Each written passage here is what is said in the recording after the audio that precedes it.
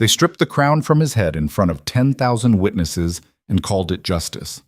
King Kaelor Vain, the man who conquered 4 kingdoms before his 30th winter, reduced to nothing but a name scratched from history books, while weaker men divided his empire like carrion.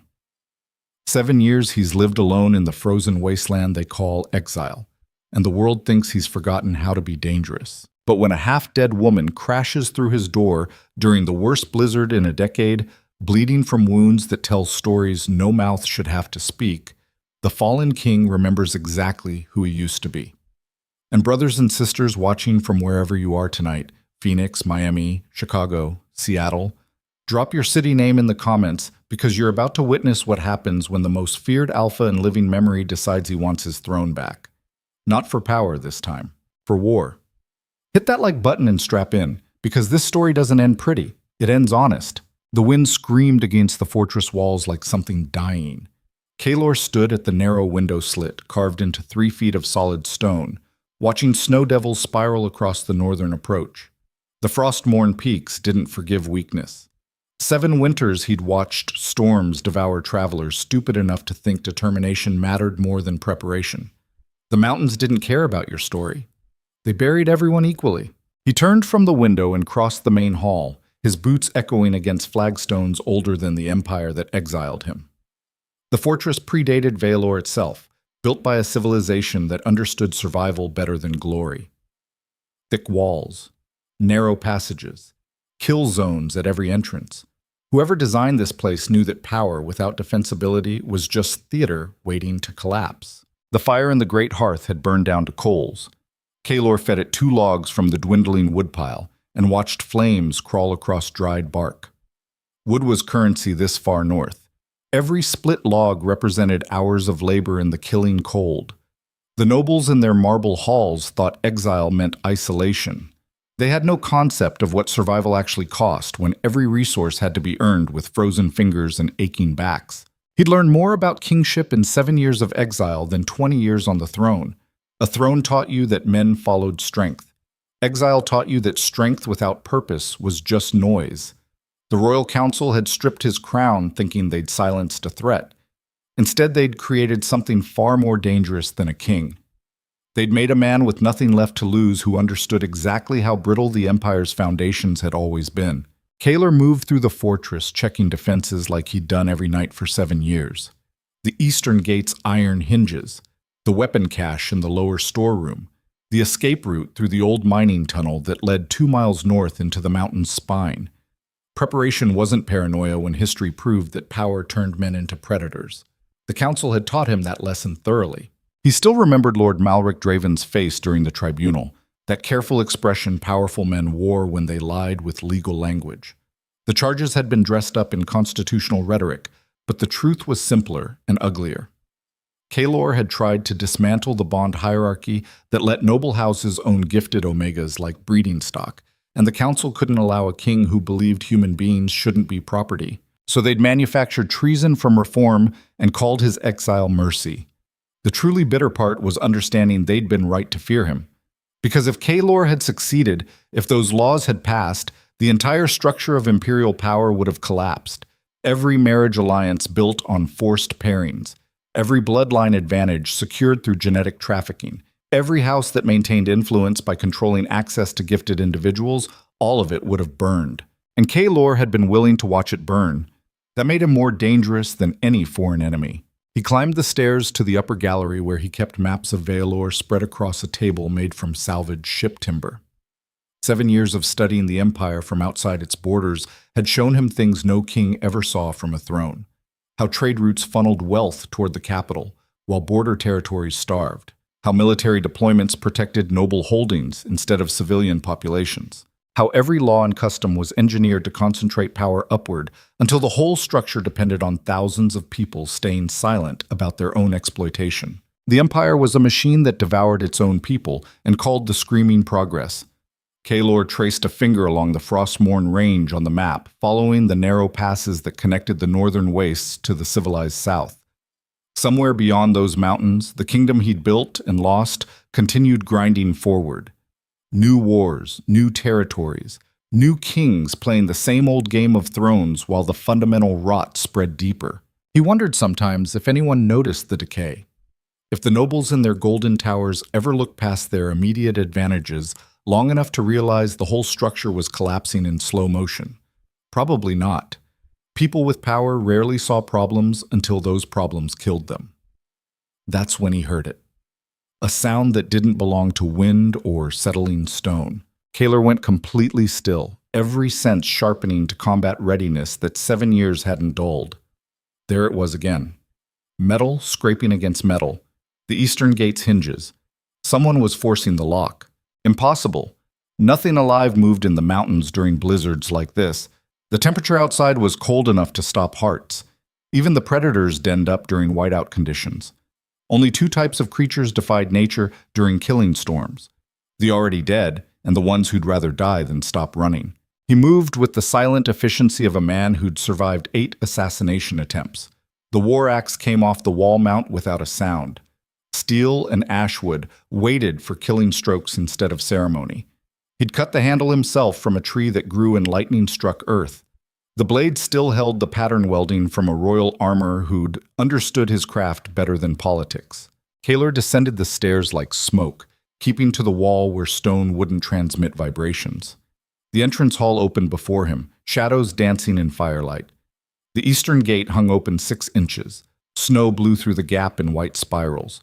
Something had bypassed his locks. That required either sophisticated tools or desperate strength. Neither option suggested friendly intentions. He shifted his grip on the axe and moved forward. That's when he saw her, a woman, collapsed just inside the door in a spreading pool of snowmelt and something darker. Blood. Fresh blood steaming against cold stone. She'd made it through his gate and 10 feet into the hall before whatever strength kept her moving finally gave out. Kaelor scanned the entrance, checking angles and approaches, every tactical instinct screaming trap. But the hall was empty except for the woman and the wind. No hidden attackers, no secondary positions, just her, bleeding and unconscious, dressed in clothes that had been quality once, but now hung in tatters that spoke of hard travel and harder choices. He kicked the gate shut against the blizzard and threw the bolt. Then he approached her carefully, axe ready, watching for signs of deception. Assassins came in every form. The Empire had tried sending him poisoners, mercenaries, and once a woman who'd nearly succeeded by playing victim until she'd gotten close enough to strike. But when he rolled her over, Kaelor knew immediately this wasn't theater. The woman was maybe 25, with dark hair plastered to a face gone gray from blood loss and exposure. Her lips were blue. Her breathing came in shallow gasps that barely moved her chest. She wore the remnants of what looked like institutional clothing beneath a stolen cloak, the kind of anonymous uniform they issued in government facilities where individuals weren't supposed to have identity. And her wrists told stories her mouth didn't need to. Scars. Old ones and new ones. The kind that came from restraints worn for so long they became part of your skin.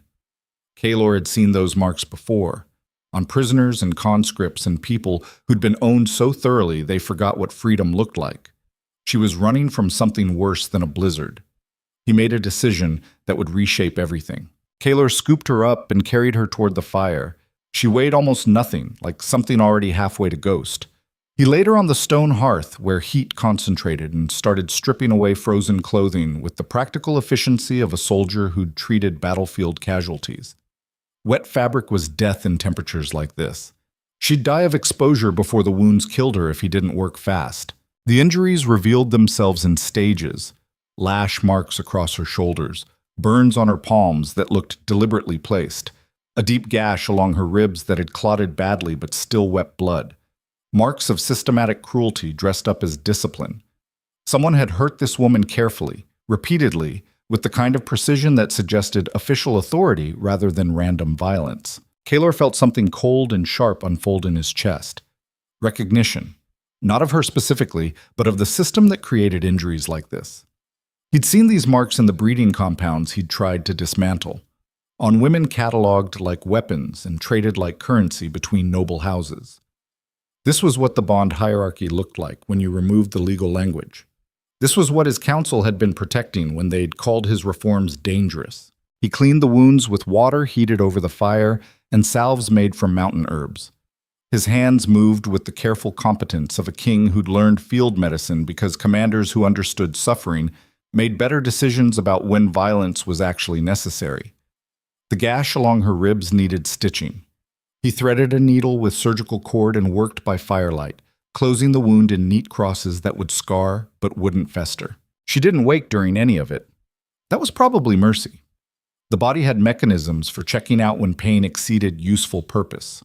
When he'd finished treating the obvious injuries, Kaelor wrapped her in furs and positioned her near the fire's heat.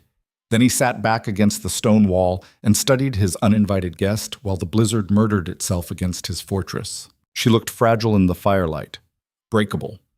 But fragility was deceptive. She'd walked through a killing storm and forced her way into the most secure structure in 100 miles before collapsing. That took a very specific kind of strength, the kind built from surviving things that should have destroyed you. Kaelor understood that strength intimately. The woman stirred slightly, and he watched her face for signs of consciousness. Nothing yet. She'd need hours of warmth and rest before her body remembered how to function. That gave him time to consider what her arrival meant for the careful isolation he'd built. Because people didn't stumble across this fortress accidentally. The northern approach was deliberately obscured. You had to know what you were looking for and be desperate enough to risk the mountains. She was running from something organized enough to chase people into the wasteland. That meant resources, planning, institutional backing. That meant the Empire.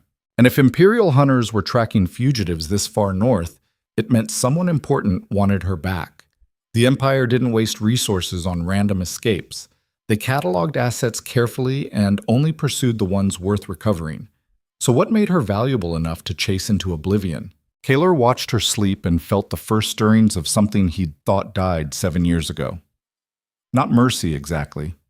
Curiosity. The same instinct that had made him question laws others accepted as natural. The same impulse that had gotten him exiled for believing power should require consent.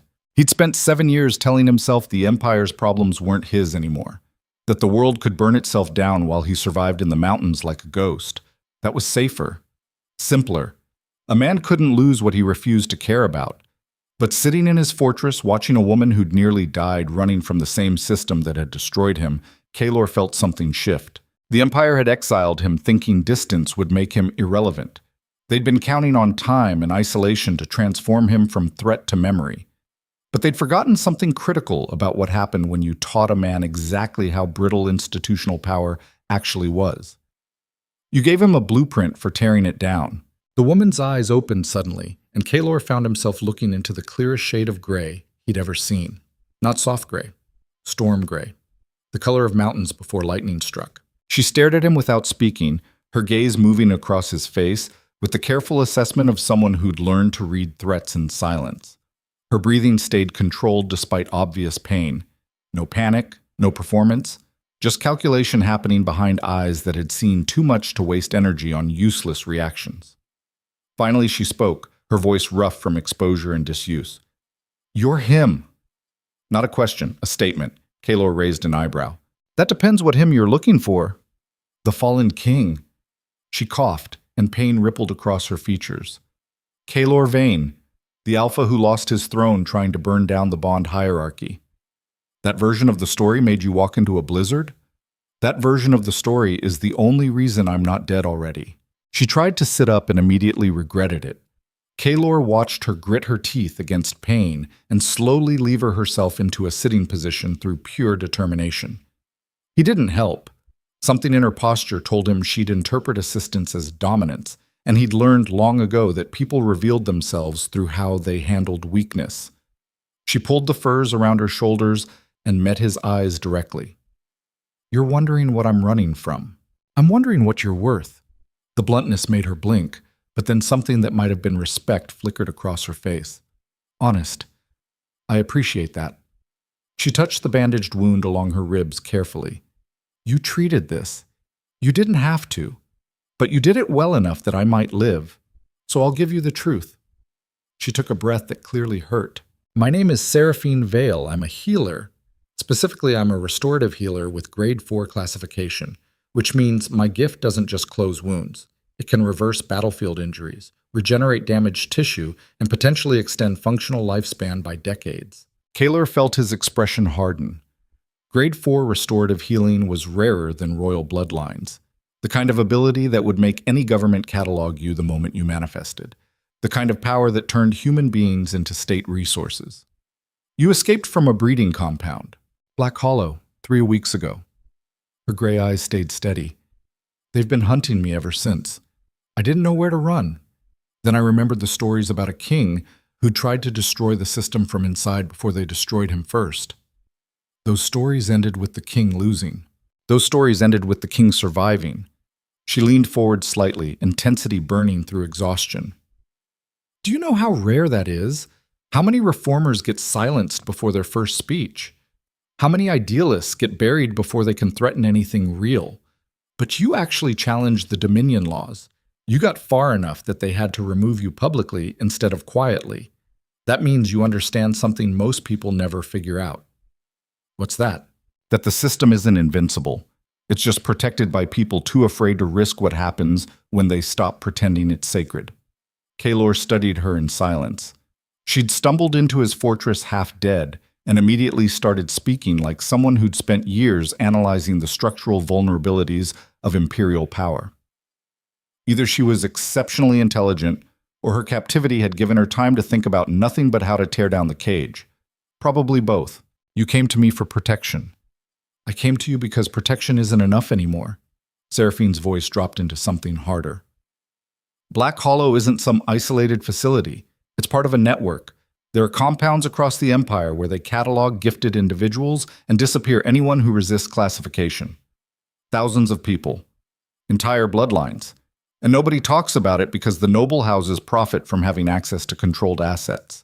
I know what the Dominion system is. Then you know it's gotten worse since your exile. They're not even pretending to follow basic consent protocols anymore. They take children before adolescence now, classify them, pair them, break them. Her hands clenched into fists. I watched a 13-year-old girl get processed last year. Liesa. She had healing abilities strong enough to rebuild damaged organs. They marked her for elite pairing and moved her to a secure facility before she turned 14. The firelight painted shadows across Seraphine's face that made her look older than her years. She'd seen things that changed you permanently. The kind of experiences that burned away everything soft until only the essentials survived.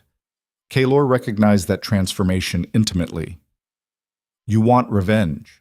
I want war. She met his eyes without flinching. The Dominion only survives because people believe the alternative is chaos. Show them an alternative that works, and the whole structure collapses. You were building that alternative before they stopped you. And they stopped me because I got sloppy. I showed my hand too early, gave them time to organize opposition and manufacture legal justification for removal. Kaelor stood and crossed to the window, looking out at the storm. I've spent 7 years thinking about that mistake. Every tactical error, every political miscalculation. I tried to dismantle the bond hierarchy using their systems, and they destroyed me with their own legal mechanisms. So don't use their systems. He turned back to her. What? The Dominion survives because it controls information and claims moral authority. Seraphine pushed herself fully upright, ignoring obvious pain. You challenged them from inside their structure, and they buried you with procedure. But what happens when someone exposes what the structure actually protects? When the whole empire sees documentation of what happens in the breeding compounds? When survivors testify publicly about genetic trafficking and forced pairings? They'd suppress it, discredit the sources, manufacture counter-narratives. Not if it came from you. Kaelor went very still. Explain. You're not just some random reformer anymore. You're the fallen king, the alpha who lost everything trying to change the system. Half the empire thinks you're a cautionary tale about what happens when rulers betray tradition, but the other half remembers that you actually expanded Vaelor before the council turned on you. You have legitimacy that can't be manufactured. She stood on shaking legs, using the wall for support. If you came back with proof of what the Dominion actually does, if you brought survivors willing to testify, if you exposed the entire mechanism in front of enough witnesses that they couldn't bury it quietly, then suddenly this isn't about your reforms anymore. It's about whether the empire wants to be remembered as the civilization that industrialized slavery and called it tradition. Kaelor listened to her lay out the strategic framework and felt something dangerous uncurl in his chest. She'd walked into his fortress dying and immediately started pitching revolution like they were planning a campaign instead of running for survival. This woman was either brilliant or completely broken. Maybe both. "You're assuming I want my throne back. I'm assuming you hate what they turned your empire into."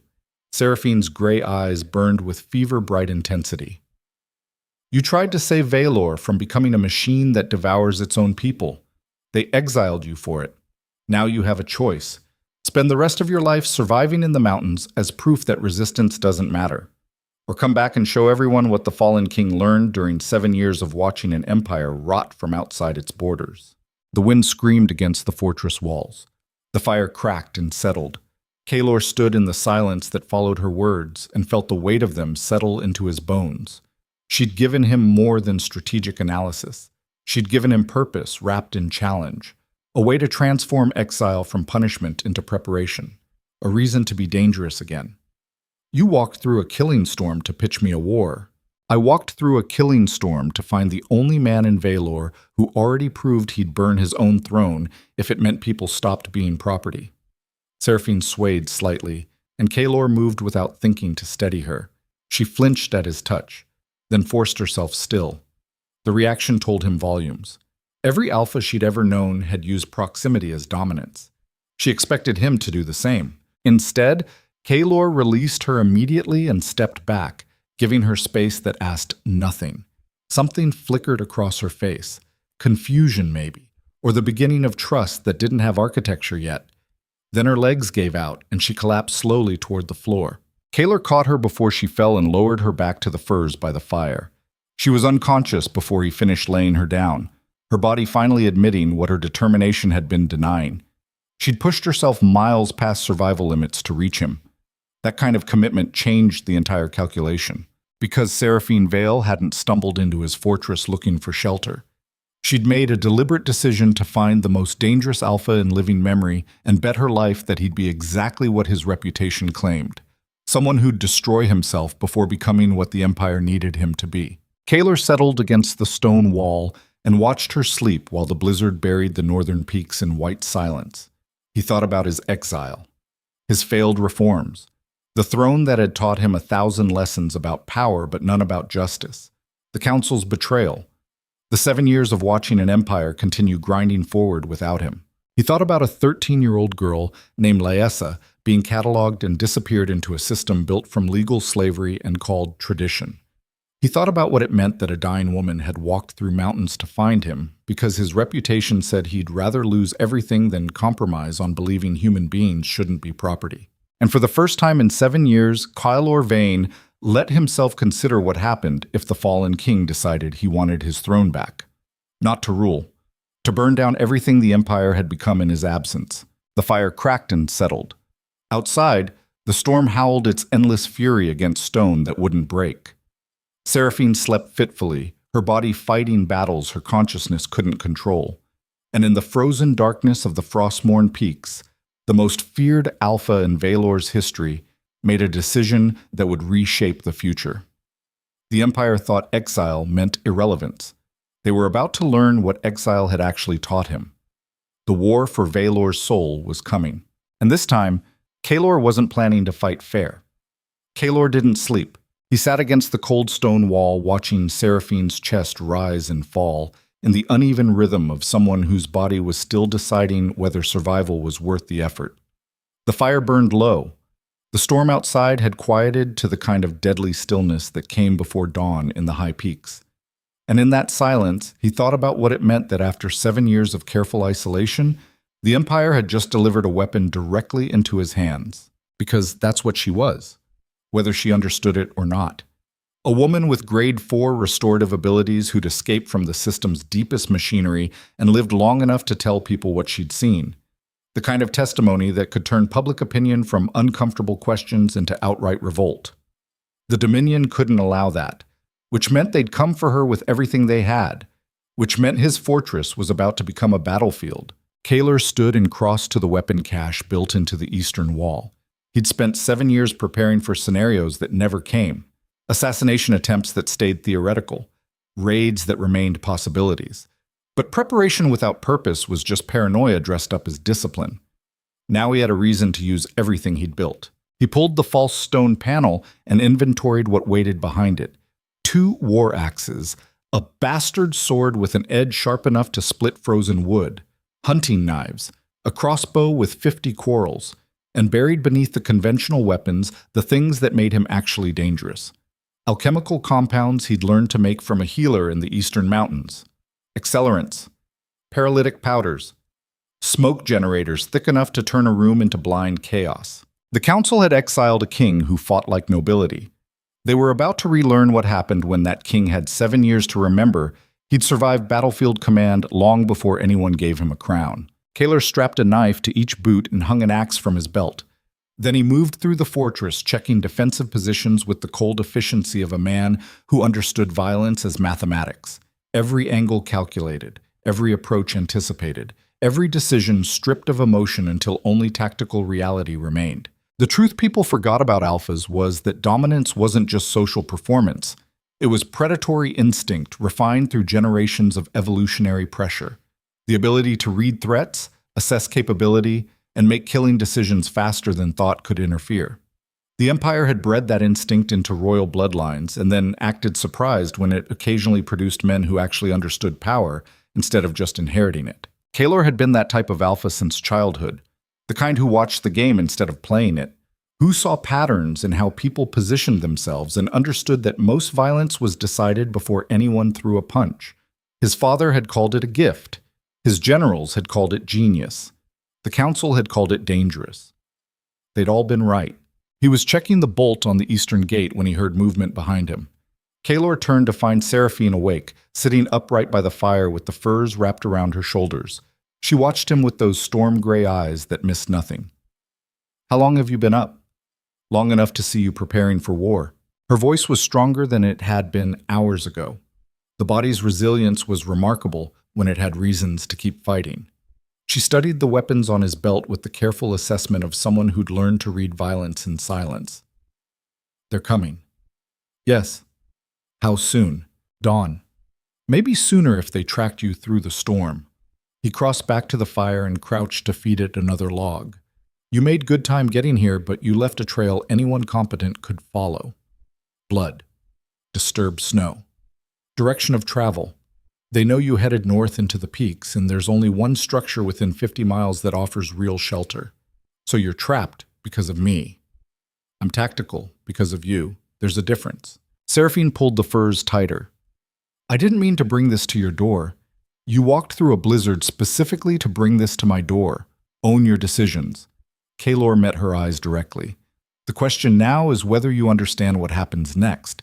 Because those hunters coming for you won't be local militia or borrowed soldiers.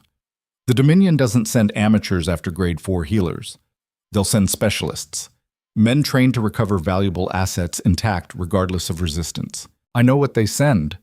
I watched them break 3 escape attempts before I made mine. Then you know they'll try to take you alive and kill anyone standing between them and their objective." "Yes." Kaelor watched her face for signs of panic or regret. Found neither. Just calculation happening behind eyes that had already made peace with hard choices. This woman had walked into his fortress knowing exactly what she was bringing down on both of them. She'd gambled her life that the fallen king would be exactly what his reputation claimed. Now he had to decide whether her gamble had been wisdom or suicide. "The real question is what you expect me to do about it." Seraphine's expression hardened into something that looked like anger mixed with determination. "I expect you to make a choice. You can let them take me and go back to surviving in the mountains like a ghost, or you can remember that you're Kaelor fucking Vain, the alpha who conquered 4 kingdoms before anyone taught him that power had limits. The king who tried to burn down the Bond hierarchy from inside the throne itself. That king lost. That king survived." She leaned forward, intensity burning through exhaustion. "Do you know how many reformers make it to exile? How many idealists live long enough to actually threaten the system? Most of them get disappeared quietly.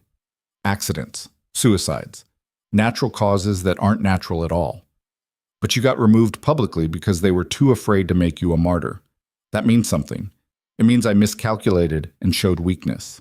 It means you got far enough that they had to destroy you using legal mechanisms instead of simple murder. That's not weakness. That's proof you actually scared them. The fire cracked between them. Outside, the pre-dawn darkness pressed against stone walls that had survived 1,000 winters. Kaelor studied the woman who'd crashed into his exile, carrying revolution like a weapon she didn't quite know how to use yet. She was right about the tactical situation. The Empire had delivered proof of their crimes directly to him. A survivor who could testify about the breeding compounds, documentation of systematic abuse, evidence that the Dominion wasn't sacred tradition, but industrialized slavery dressed up in legal language. If he could get her south alive, if they could reach witnesses who mattered, the entire structure would fracture. But getting south meant surviving whatever force was coming north to recover her. And surviving meant becoming dangerous again. The question you should be asking isn't whether I'll help you. Kaelor stood and crossed to the window, watching dawn lighten the eastern sky. The question is whether you understand what helping you actually requires. Because I'm not some reformed king who fights with honor and respects the rules of engagement. Those rules are what the powerful use to constrain everyone else while they do whatever serves their interests. So what are you? I'm a man who spent 7 years thinking about every mistake that cost him his throne, every tactical error, every moment I chose procedure over effectiveness. The council destroyed me because I tried to dismantle the bond hierarchy using their systems. He turned back to face her. I won't make that mistake twice. Meaning what? Meaning, if hunters come through that gate expecting a political exile who'll surrender to legal authority, they're going to learn a very different lesson about what the fallen king became during 7 years of exile. Seraphine's eyes narrowed. You're going to kill them. I'm going to defend what's mine. If they withdraw, they live. If they insist on taking you, they become examples of what happens when institutional power forgets that violence is only authority when people agree to be governed by it. The casual way he said it made the threat more real. No performance, no anger, just cold assessment of tactical reality. Seraphine watched him with an expression that mixed respect and something that might have been fear. You sound like you're looking forward to it. I'm looking forward to reminding the Empire that exile didn't make me irrelevant. It made me patient. Kaelor checked the knife in his boot. And patience is what turns kings into something far more dangerous than rulers. It creates men who understand that power, without accountability, is just theater waiting for the moment someone stops pretending the performance matters. Before Seraphine could respond, Kaelor held up a hand for silence. He'd heard something, faint, distant, but unmistakable to anyone who'd spent decades reading battlefields. The sound of steel on stone. They're here. He moved to the window and looked down at the approaches. Dawn light revealed what the darkness had hidden. 12 figures in winter combat gear moving up the northern path with the coordinated efficiency of professionals. Not soldiers. Hunters. The kind the Dominion employed when they needed someone recovered quietly. They carried crossbows and close-quarters weapons. Restraint gear. Chemical suppressants for gifted individuals. Everything necessary to take a valuable asset intact. Kaelor's tactical assessment was immediate and absolute. 12 professional hunters against 1 exile in a defensive position. Under normal circumstances, that was suicide math. You didn't hold fixed positions against superior numbers unless you had no choice. But circumstances weren't normal, because the hunters needed Seraphine alive, which limited their options. And Kaelor knew this fortress like he knew violence. Every choke point, every kill zone, every angle that turned numerical advantage into liability. The Empire had sent professionals. They should have sent an army. He turned from the window and found Seraphine standing despite obvious pain, her gray eyes locked on his face. How many? 12. Professional recovery team. They'll try to breach the eastern gate first because it's the most obvious entry point. When that fails, they'll split into assault groups and probe for weaknesses. What do you need me to do? Stay alive. He crossed to the weapon cache and pulled out a crossbow, checking the mechanism with practiced efficiency. And if things go badly, there's an escape tunnel in the lower storeroom, 2 miles north through the mountain spine. It exits above the tree line where you can move unseen if you're careful. You're planning for failure. I'm planning for reality. Kaelor handed her a knife. The blade was balanced for throwing and sharp enough to split frozen rope. If hunters get past me and corner you, don't hesitate. Grade 4 healers are valuable, But nobody's valuable enough to justify capture into a system that treats human beings like breeding stock. She took the knife with hands that didn't shake. I didn't walk through a blizzard to die in your fortress. Then stay quiet and stay down. Because what happens next isn't warfare, it's education. Kaelor moved through the fortress, activating defenses he'd built over 7 years of preparation. Tripwires connected to alarm bells, false floor panels in the entrance hall, accelerant compounds positioned at strategic choke points. He wasn't trying to win a fair fight. He was engineering a killing ground disguised as a fortress. The first breach attempt came exactly as predicted. Hunters hit the eastern gate with a battering ram improvised from a pine trunk. The old iron hinges held for 3 strikes before the bolt sheared and the gate exploded inward in a spray of frozen splinters. 4 hunters poured through the opening in professional formation. Crossbows up, movement coordinated. They'd done this before, recovered assets from defended positions, dealt with resistance from people who didn't understand that institutional authority wasn't negotiable. Kaelor let them get 10 feet into the entrance hall. Then he triggered the first trap. The floor panel collapsed beneath the lead hunter, dropping him 8 feet into a pit lined with sharpened stakes. The scream was immediate and absolute, the kind of sound that meant damaged organs and internal bleeding. Not fatal immediately, but fatal enough that his team would have to choose between mission completion and saving him. The other 3 hunters froze, tactical formation fracturing as they processed the reality of the situation. That hesitation cost them everything. Kaelor stepped from concealment behind the stone pillar and put a crossbow bolt through the nearest hunter's throat before anyone registered his presence. The man went down gurgling, arterial spray painting the snow-covered floor in arterial red. The second hunter swung his weapon toward Kaelor's position, but never completed the motion. Kaelor had already moved, closing the distance with inhuman speed and burying a knife in the hunter's kidney. Precision strike. Severed renal artery. Death in minutes without immediate medical intervention. The 4th hunter managed to get a shot off. The bolt hissed past Kaelor's head close enough that he felt the wind displacement. Then Kaelor was inside his guard, war axe coming around in an arc that separated the hunter's hand from his wrist. The crossbow clattered to stone. The hunter stared at his stump in shock for exactly 2 seconds before Kaelor's follow-up strike took him in the chest. Steel punched through winter gear and ribs with the sound of meat being tenderized. 4 hunters down in under 30 seconds. Kaelor stood in the entrance hall breathing steadily, while blood pooled around his boots. No elevated heart rate, no adrenaline shakes, just cold assessment of tactical situation. 8 hunters remained outside. They'd witnessed the breach attempt through the broken gate, watched their advance team get dismantled by someone who fought like violence was choreography he'd memorized through repetition. Now they had to make a decision.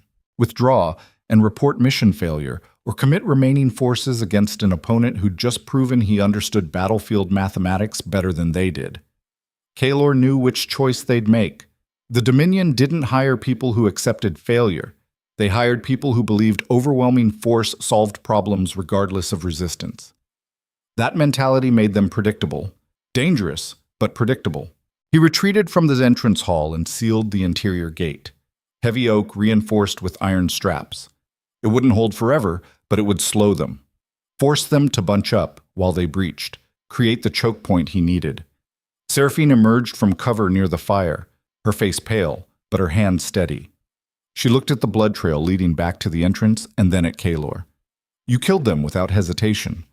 I defended what's mine without hesitation. There's a difference. Is there? Yes. Kaelor moved past her to position accelerant compounds near the interior gate. Defense implies justified force. What I just did was education. Those men came here believing institutional authority made them untouchable. I taught them that authority is just a story we tell about power, and stories stop mattering when someone stops agreeing to be bound by them. Another assault came within minutes. This time they didn't bother with subtlety. The remaining 8 hunters hit the interior gate simultaneously from multiple angles. Axes, pry bars, coordinated strikes designed to overwhelm structural integrity through concentrated force. The gate lasted 90 seconds. When it collapsed inward, Kaelor was waiting in the shadows above the entrance. He dropped the accelerant compound directly into the clustered formation and followed it with a lit torch. The chemical mixture ignited with a sound like thunder compressed into a single moment. Flash fire hot enough to boil exposed skin. Smoke thick enough to turn the hall into sensory void. Men screamed in that sudden blindness. Some burned, others choked. All of them lost tactical cohesion in the chaos. That's when Kaelor descended into the confusion, like something that had been waiting generations for this exact moment. He killed the first hunter with the war axe, a diagonal strike that split the man from shoulder to sternum. The second hunter he took with the knife, a precise thrust under the jaw that severed the brainstem. The third tried to run and made it 3 steps before Kaelor's throwing knife caught him in the spine. Paralysis from the waist down. He'd die slowly enough to understand exactly how badly he'd miscalculated. The smoke cleared gradually, revealing carnage that looked less like combat and more like systematic dismantling of human capability. Bodies in positions that suggested they'd died confused about what was happening. Blood in volumes that meant multiple arterial strikes.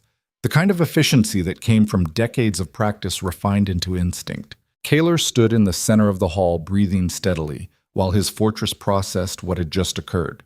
12 professional hunters sent to recover a valuable asset. 12 bodies that would need explaining when they didn't report back. The Empire had come demanding their property. He'd taught them that some property refused to be owned quietly. Seraphine emerged from the interior rooms, moving carefully around the dead. She looked at Kaelor like she was seeing him clearly for the first time. Not the exiled king, not the political reformer, the alpha underneath all that performance, the thing that had survived when kings fell. You fight like something that doesn't remember mercy. I fight like someone who learned that mercy is what the powerful offer, when they can afford to look compassionate. Kaelor cleaned blood off his axe with deliberate efficiency. Those men came here to take you back to a system that treats human beings like breeding stock. They knew what they were participating in, made their choice, lived with consequences. You don't feel anything about killing them. I feel clarity. He met her eyes directly. The council exiled me thinking distance would make me irrelevant. 7 years I spent believing they might have been right. That reform was naive idealism from a king who didn't understand how deep the rot went. But you walked through a blizzard carrying proof that the system I tried to dismantle is worse than I imagined. And these hunters came here proving the Empire will murder anyone who threatens their machinery. He gestured at the bodies. So, no, I don't feel guilt about defending what's mine. I feel certainty that everything I tried to do from the throne was correct. I just used the wrong methods. Tried to change the system using their rules instead of understanding that some systems can't be reformed. They have to be destroyed completely. Seraphine watched him in silence. Then she spoke in a voice that carried weight that went beyond her years. You sound like a man who just made a decision. I sound like a man who spent 7 years preparing without knowing what he was preparing for.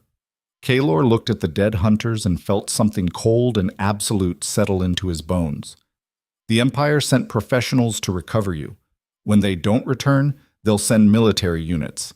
And when those units discover what happened here, every house that benefits from the Dominion system will understand that the fallen king isn't hiding anymore. What are you saying? I'm saying you were right. Protection isn't enough. If we run, they'll chase us until we're dead or captured. If we hide, we prove that resistance doesn't matter. He turned to face her fully. But if we go south carrying evidence of what the Dominion actually does, if we bring survivors willing to testify, if we expose the entire machinery in front of enough witnesses that they can't bury it quietly, then this stops being about your escape or my exile. It becomes about whether Vaelor wants to be the empire that industrialized slavery and called it tradition. You want to take the fight to them. I want to finish what I started 7 years ago. Kaelor's voice dropped into something harder. The council destroyed me because I tried to dismantle the bond hierarchy using legal reform. I thought changing laws would change behavior, but law is just architecture for power, and architecture doesn't matter when someone tears down the building entirely. How do we tear it down? We go to Black Hollow. We document everything. Then we take that evidence to the Imperial Tribunal and make them watch while survivors testify about what happens in the breeding compounds. Force every noble house to choose publicly whether they support a system that treats human beings like assets or whether they want to pretend Vaelor has any moral authority at all. Seraphine stared at him. Black Hollow is the most secure facility in the Empire. Multiple defensive layers, military guard units, alchemical wards. You're talking about infiltrating the heart of the Dominion program. I'm talking about burning it down from inside. Kaelor smiled without warmth. The Empire thinks I'm a ghost hiding in the mountains. They have no idea what the fallen king learned during 7 years of studying how to destroy everything they built. And if we die trying, then we die proving that some people refuse to accept that institutional cruelty is just the price of order. His gray eyes held hers without blinking. But I don't plan on dying. I plan on showing every house that profits from the Dominion system exactly what happens when you turn a king into an enemy who understands power better than the throne itself. The fortress fell silent except for the wind howling through the broken eastern gate. Blood cooled on stone floors. Bodies waited for disposal. And somewhere in that frozen aftermath, Seraphine Vael made a decision that would reshape the Empire. She crossed the space between them and held out her hand. Then let's go to war. Kaelor took her hand. Not as dominance, not as possession, as partnership between two people who'd both survived things that should have destroyed them and decided the world would no longer decide their worth. Outside, dawn broke over the frost-morn peaks in colors that looked like fire spreading across frozen stone. The fallen king had spent 7 years in exile learning patience. Now he was going to teach the Empire what patience had been building toward. Black Hollow Citadel waited 300 miles south, through territories that would kill them if the Empire didn't reach them first. Every mile would be a battlefield, every town a potential trap, every road another chance for hunters to corner them before they reached their objective. But Kaelor had spent decades understanding that warfare wasn't about fair fights or noble combat. It was about breaking your enemy's will before they realized you'd already won. The Empire wanted their property back. They were about to learn that some property came with a cost even institutional power couldn't afford to pay. The war for Vaelor's soul had begun. And the fallen king wasn't planning to negotiate terms. The journey south took 11 days through territories that remembered Kaelor's name but not his face. They traveled the forgotten roads, old trade routes abandoned after the Empire consolidated commerce through the coastal highways, paths that wound through mountain passes and forest depths where imperial patrols rarely ventured because there was nothing worth taxing. Kaelor knew these routes from his expansion campaigns decades ago, when he'd been young enough to believe conquest was the same as building something permanent. Now those same roads offered concealment for two fugitives moving toward the most dangerous objective in Vaelor. Seraphine healed faster than normal physiology allowed. Her restorative gift worked on herself with the same efficiency it would on battlefield casualties. Wounds that should have taken weeks to close sealed in days. Exhaustion that would have crippled most people for a month faded after 72 hours of hard travel. By the 4th day, she moved through the frozen forest like someone who'd never been half dead on his fortress floor. That kind of recovery made her even more valuable than Kaelor had initially calculated. Grade 4. Restorative healing that worked on the healer herself meant she was effectively unkillable by anything except catastrophic damage. The Empire hadn't just lost an asset when she escaped. They'd lost a weapon that could sustain armies indefinitely. No wonder they'd sent 12 professional hunters into the mountains. They made camp on the 7th night in a cave system Kaelor remembered from a winter campaign 30 years prior. Deep enough to hide firelight, high enough that smoke dispersed before becoming visible from the valley below. Defensible approaches, multiple exits, the kind of position that let you sleep without expecting knives in the dark. Seraphine sat across the fire, cleaning dried blood from the knife he'd given her. She'd used it twice during the journey. Once on a wolf that had gotten too close to their camp, once on a bandit who'd mistaken 2 travelers for easy prey. Both times she'd struck without hesitation, the blade finding vital targets with precision that suggested training or instinct refined through survival. Kaelor watched her work and understood something he'd been suspecting since the fortress. This woman wasn't just a healer who'd escaped captivity. She was someone who'd spent years learning how to be dangerous, while everyone assumed her gift made her fragile. You never told me how long you were in Black Hollow. Seraphine didn't look up from the knife. 9 years. Since I was 16. 9 years in a breeding compound. The word sat between them like something toxic. That meant she'd spent her entire adult life as imperial property. Cataloged, assessed, traded between houses like genetic currency. Everything that made her valuable to the Empire had been weaponized against her personhood until the two became inseparable. And you still have the capacity to fight instead of breaking completely. That takes a very specific kind of strength, She finally looked at him, gray eyes reflecting firelight. Breaking is a choice. People survive cages by making themselves smaller, quieter, more compliant. I watched women do that, watched them fold inward until they became exactly what the Dominion needed them to be. Grateful for scraps of dignity, thankful for moments when the cruelty wasn't active. But you didn't fold. I learned to perform folding while building something else underneath. Her voice carried the weight of years spent in careful calculation. The handlers wanted obedience, so I gave them the appearance of it. Kept my head down. Followed protocols. Let them believe I'd accepted my classification. And while they thought I was broken, I was memorizing security rotations, studying facility layouts, watching for the moment when their certainty made them sloppy. That moment came 3 weeks ago. What changed? They brought in Laessa, the 13-year-old I told you about. Seraphine's hands tightened on the knife handle. I'd been planning escape for years, but I kept delaying, telling myself I needed more information, better timing, perfect conditions, all the rational justifications for staying where survival was predictable instead of risking everything on uncertainty. Then I watched them process a child, catalog her abilities, classify her reproductive potential before she'd finished puberty. And I understood that waiting for perfect conditions was just another form of compliance, that every day I stayed was another day I was choosing institutional survival over resistance. So you walked out. I killed 2 handlers, disabled the security ward on the eastern compound, and walked through a blizzard that should have ended me.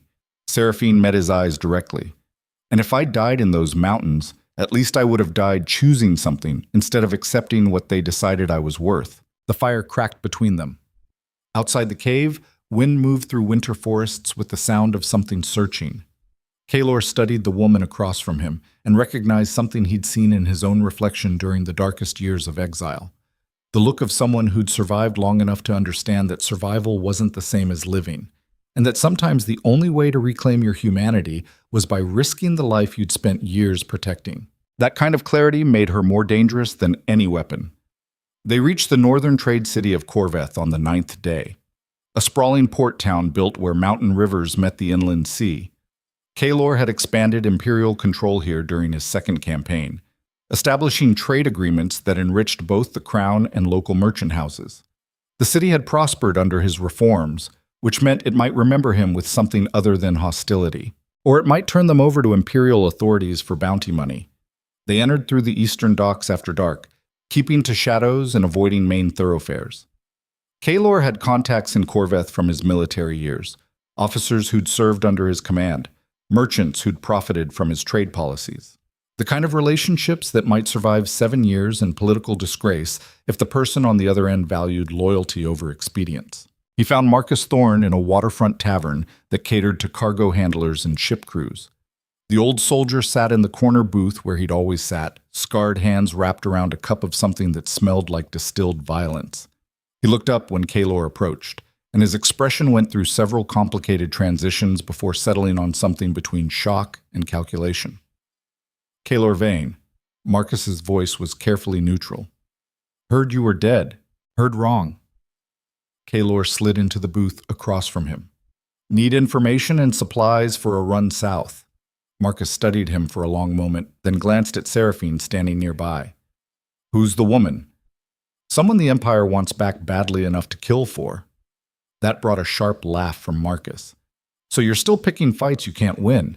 Some things don't change even after exile. Some fights matter more than winning. Kaelor leaned forward.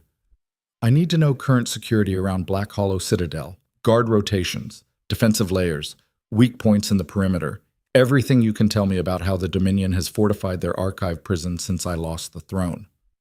Marcus went very still. His eyes moved from Kaelor to Seraphine and back again, and something that looked like understanding crossed his weathered features. You're planning to hit Black Hollow. That's not ambition. That's suicide. That's necessity. The Empire has been running breeding compounds for decades, cataloging gifted individuals, trafficking them between noble houses, disappearing anyone who resists.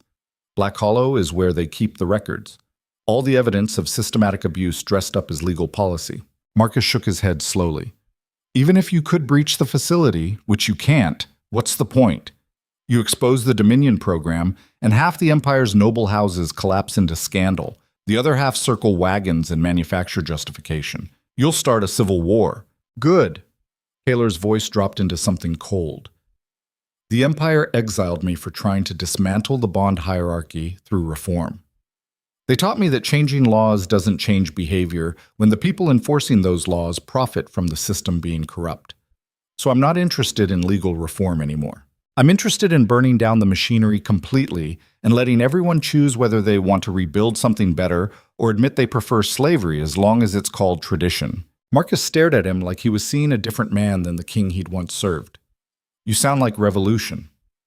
I sound like someone who spent 7 years learning that incremental change is what the powerful offer when they want to look progressive while maintaining all their advantages. Real change requires destroying the structure entirely so it can't be rebuilt the same way.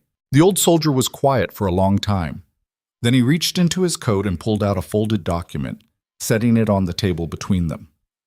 Security overview for Black Hollow, updated 2 months ago when they rotated guard commanders. I've been running intelligence contracts for merchant houses that compete with Dominion-backed trade interests. This was part of a larger assessment. Why help us? Marcus met Kaelor's eyes. Because I served under you for 12 years. Watched you make decisions that put soldier lives above strategic advantage. Saw you refuse orders that would have massacred civilian populations for faster victories.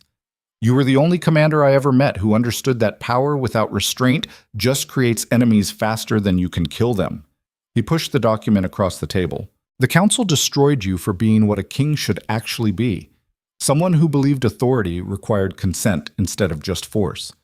I'm too old and too tired to storm fortresses with you, but I can give you information. After that, you're on your own. Kaelor took the document. Thank you. Don't thank me. Marcus stood to leave, then paused. Just understand that if you actually succeed, if you expose the Dominion system publicly, you won't be starting a war. You'll be revealing that the war has been happening for generations. The Empire has been devouring its own people and calling it order. When everyone finally sees that clearly, every alliance will fracture. Every house will turn on each other. The whole structure will eat itself. I know. And you're willing to watch Vaelor burn. I'm willing to burn the version of Vaelor that requires innocent blood to function. Kaelor's expression hardened. What rises from those ashes is up to the people who've been surviving underneath the Empire's boot. But at least they'll get to choose instead of being told their suffering is the price of stability. Marcus nodded slowly, something like approval crossing his scarred face. Then good hunting. And if you survive, find me afterward. Because whatever comes after this, the Empire is going to need people who remember what leadership looks like when it's not just performance. He left through the tavern's back exit, disappearing into the waterfront darkness. Kaelor unfolded the document and studied the intelligence Marcus had provided. Guard rotations, defensive positions, alchemical ward placements, weak points in Black Hollow's security architecture, everything necessary to turn an impossible assault into merely suicidal. Seraphine leaned over his shoulder, reading the security overview with the focused intensity of someone whose life depended on understanding every detail. This is comprehensive. Your friend took serious risks acquiring this information. Marcus isn't my friend. He's someone who believes the same thing I do. That power without accountability is just violence dressed up in ceremony. Kaelor traced the facility layout with one finger. Black Hollow has 3 defensive layers. Outer perimeter with patrol units. Middle layer with alchemical wards that detect unauthorized entry. Inner sanctum where they keep the archive records and high-value prisoners. How do we breach it? We don't breach it from outside. We get inside legitimately, and then we burn it down from within. Seraphine frowned. How do we get inside legitimately when the entire facility knows I escaped from their compound? We don't use you as entry. We use me. Kaelor looked up from the document. The council exiled me, but they never formally revoked my security clearances. That would have required admitting the fallen king still had enough institutional authority to matter. Pride made them sloppy. They wanted everyone to forget I existed, so they erased me from public record, but left the administrative architecture intact. You think your old clearances still work? I think bureaucracy moves slower than politics. And I think if I show up at Black Hollow demanding access to classified records as former sovereign with legitimate security credentials, they'll spend hours verifying whether I have authority instead of immediately understanding I'm an active threat. That's insane. That's institutional inertia. The Empire's greatest weakness is that it's too big to adapt quickly. By the time their security apparatus confirms I shouldn't have access, we'll already be inside the archive. And then what? Then we document everything, copy the records, find survivors willing to testify, and we use your restorative abilities to break whatever containment they're using to suppress gifted individuals in the detention wings. Seraphine's expression shifted into something harder. You want to start a prison break while we're stealing classified documents. I want to create enough chaos that the Empire can't suppress the truth when we leave. If we just steal documents, they'll claim falsification and discredit us before we reach public forums. But if we bring survivors with us, if we have living testimony from people who can describe what happened to them in detail that matches the official records, then suddenly this isn't about my word against the councils. It's about whether Vaelor wants to publicly defend systematic slavery. The logic was sound, but the execution required precision that left no margin for error. They'd need to breach 3 security layers, access the archive, copy evidence, and liberate prisoners while avoiding dozens of guards and alchemical defenses designed specifically to prevent exactly this scenario. Kaelor had spent 7 years preparing for impossible objectives. This one just happened to matter more than survival.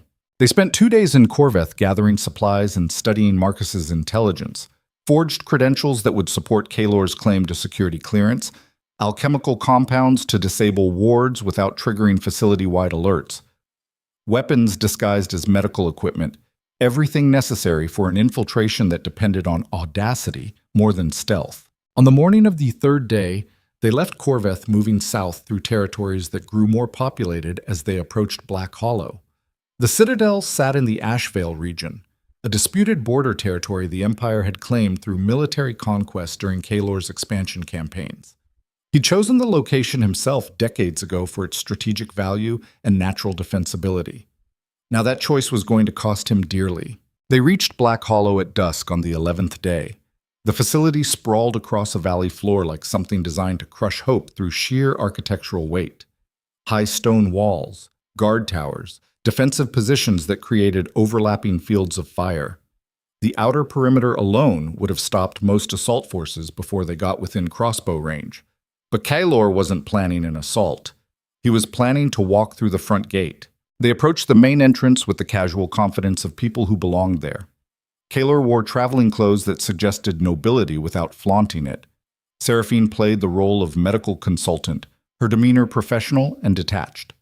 2 professionals arriving on official business rather than fugitives attempting infiltration. The gate guards stopped them, with the bored efficiency of soldiers running through routine protocols. Kaelor produced forged credentials identifying him as Kieran Vath, a security inspector conducting facility audits for the Royal Administrative Council. The name was obscure enough that casual verification wouldn't raise flags, but official enough that questioning it suggested insubordination. The guards studied the credentials with the careful attention of people who knew that mistakes cost careers. One of them disappeared into the guardhouse to verify the documentation. That's when everything should have fallen apart. When someone should have recognized the credentials as forgeries or identified Kaelor from wanted notices that had circulated after his exile. Instead, the guard returned 5 minutes later and waved them through with bureaucratic indifference. "You're cleared. Main administrative building is straight ahead. Check in with Coordinator Malrek's office for facility access."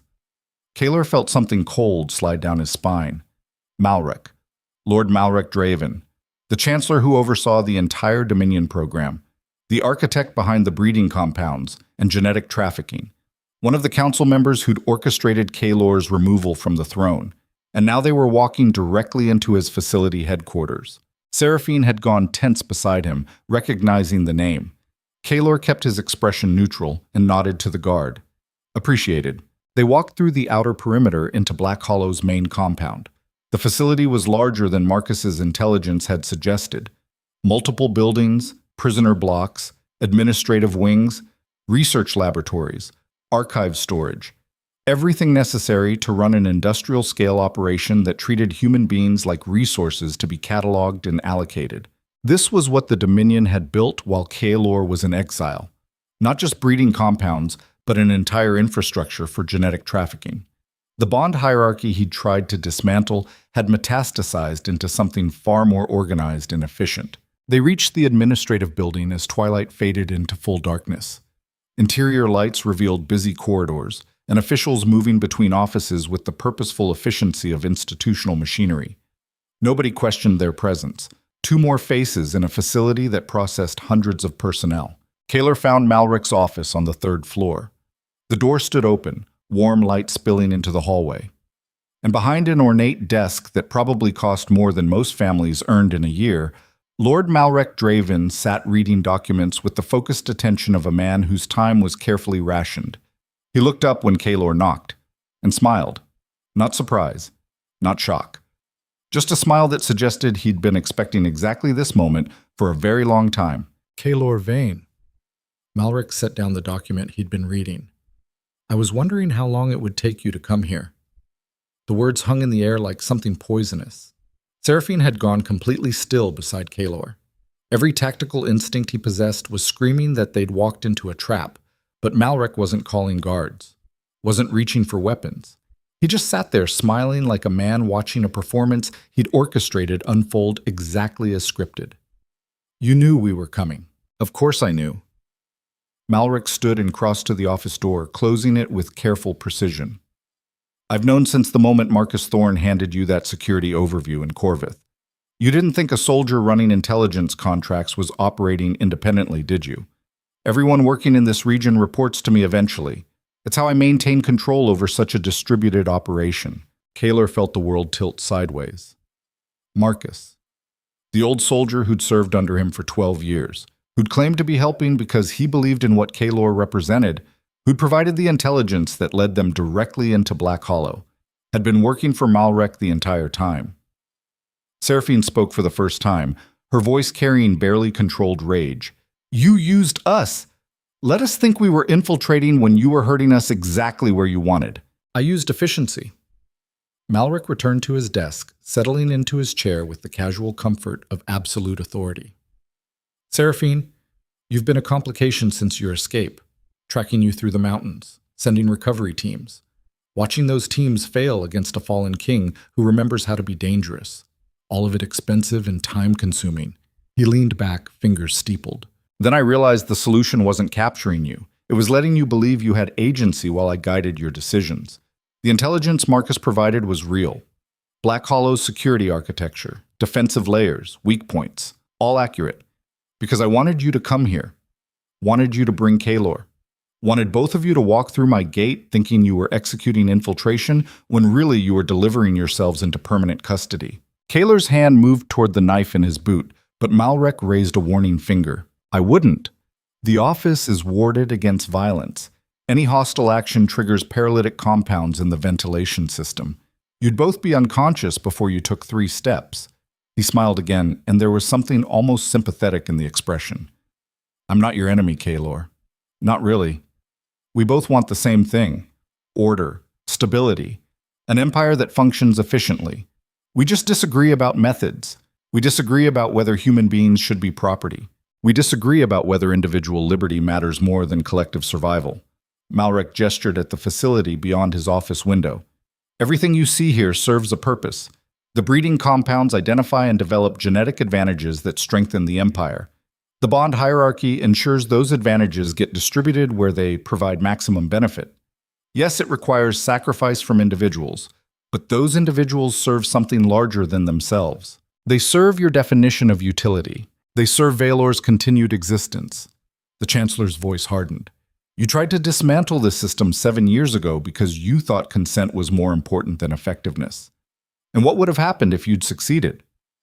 The Empire would have lost access to restorative healers, military advantages, genetic diversity carefully cultivated through generations of strategic pairing. We would have weakened ourselves dramatically while our rivals maintained every advantage. So you exiled me to preserve slavery. I exiled you to preserve civilization.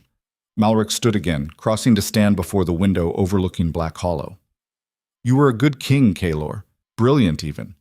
Your expansion campaigns were masterful. Your administrative reforms strengthened trade and stabilized border territories. But you had a critical blind spot. You believed that individual freedom was compatible with imperial power, that we could maintain Vaelor's dominance while also respecting every person's autonomy. That's naive idealism. Power requires sacrifice, always has, always will. The only question is whether those sacrifices serve a larger purpose or get wasted on pointless suffering.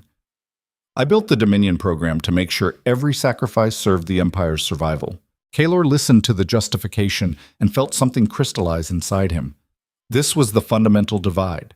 Not between good and evil in simple terms, between people who believed institutional survival justified any cruelty and people who believed that survival without humanity was just slow-motion self-destruction. Malric had built an entire philosophy around sacrificing others for abstract benefits, and he'd convinced himself it was responsibility rather than tyranny. You're proud of this. I'm practical about it. Malric turned from the window. And now I'm going to be practical about you. The council wanted you dead after the exile, thought a fallen king was too dangerous to leave alive. But I argued for mercy, said you might be useful eventually if properly motivated. His eyes moved to Seraphine. And here we are. You've brought me back the asset I needed recovered. And in exchange, I'm going to offer you something the council never would. Your throne back. The words dropped into silence like stones into deep water. Kaelor stared at Malric, trying to process whether the offer was legitimate or just another layer of manipulation. Explain. The Empire has been unstable since your removal. Weak kings playing political games, noble houses fighting for advantage, border territories questioning whether imperial authority matters when the crown keeps changing hands. We need strength at the center, someone the military respects, someone with enough legitimacy that the houses will fall in line. You were that person once. You could be again. In exchange for what? In exchange for accepting that the Dominion program is necessary. Malric's expression was perfectly calm. Take back your throne. Rule however you want. Reform whatever policies don't involve the bond hierarchy. I'll give you everything except the one thing you actually wanted. And in return, you provide the stability Vaelor needs while I continue managing the machinery that keeps us strong. Kaelor felt the offer settle into his bones with the weight of something that might have been tempting if he was a different man. His throne back. His authority restored. The chance to implement every reform except the one that mattered most. All he had to do was accept that some people would always be property because institutional convenience required it. That was the deal. That was the power in exchange for compromise. Authority in exchange for looking away from systematic cruelty. Everything he'd wanted except the reason he'd wanted it. Malric watched him with the careful attention of someone studying a transaction. And here's the leverage that makes this more than just philosophy. If you refuse, I execute Seraphine publicly. Grade 4 healers who escape custody get made examples. Her death will be documented and distributed across every compound. Proof that resistance ends in absolute consequences. But if you accept, if you take the throne and acknowledge that the Dominion serves the Empire, then Seraphine lives. Not free, obviously. She'll return to controlled status. But alive. Functional. Serving her purpose. He leaned forward. So choose, Kaelor. Your principles or her life. The throne with limitations or permanent exile with blood on your hands. What matters more? Being right or preventing suffering? The office fell silent, except for ventilation moving through the wards. Seraphine stood frozen beside Kaelor, her gray eyes locked on his face. She wasn't pleading, wasn't crying, just watching to see what the fallen king valued more than his revolution. And Kaelor understood with absolute clarity that this was the real test. Not whether he could fight, not whether he could plan infiltration or survive exile, whether he could refuse the version of power that corrupted everyone before him, whether he'd trade another person's freedom for institutional authority, even when that person had walked through a blizzard specifically because his reputation said he wouldn't. This was the moment that defined what he actually believed versus what he claimed to believe. Everything else had been preparation for this choice. Kaelor looked at Malric's expectant expression, at Seraphine's frozen stillness, at the office that represented everything he'd spent 7 years learning to hate, the casual cruelty dressed up as necessity, the systematic abuse justified through appeals to order, the machinery that devoured people and called their screaming progress. And he made his decision. He lunged forward, driving the knife from his boot directly toward Malric's throat with the speed of someone who'd spent decades killing efficiently. The ward triggered immediately. Paralytic compound flooded the ventilation system. Kaelor felt his muscles seize mid-strike, the blade stopping 2 inches from Malric's neck as his body locked into immobility. He crashed to the floor completely paralyzed, unable to move anything except his eyes. Beside him, Seraphine collapsed in similar condition, her gray eyes wide with shock or recognition or something that looked like devastation. Malrek stood slowly, adjusting his collar with the careful precision of someone who'd never actually been in danger. He looked down at Kaelor with an expression that mixed disappointment and confirmation. "I was hoping you'd be smarter, that 7 years of exile would have taught you that principle without pragmatism is just performance." He shook his head slowly. "But you're the same idealist who destroyed himself trying to save people who never asked for rescue." Guards entered the office in response to the triggered ward. Malrek gave instructions in the calm voice of administrative efficiency. "The woman goes to detention. Process her for long-term custody. The man goes to interrogation. I want to know everything about his contacts and anyone who helped him reach this facility." One of the guards grabbed Kaelor by the shoulder, and he felt his paralyzed body being dragged from the office. The last thing he saw before they hauled him into the hallway was Seraphine's face. Gray eyes locked on his with an expression that held no blame, just the terrible understanding that they'd both gambled everything on a man's reputation being accurate. Consciousness returned in fragments. Pain first. Sharp and absolute, radiating from nerve clusters where interrogation specialists had applied their craft with the methodical precision of people who understood human physiology as a map of vulnerabilities. Then sound. Water dripping somewhere in darkness. Metal scraping against stone. Voices distant and muffled through walls thick enough to swallow screaming. Then memory. Malrek's smile. The paralytic compound flooding his lungs, Seraphine's gray eyes watching him get dragged into custody. The terrible understanding that he'd walked both of them directly into a trap because he'd trusted a soldier's loyalty more than he'd trusted institutional corruption. 7 years of exile teaching him exactly how brittle the Empire's foundations were, and he'd still made the same mistake.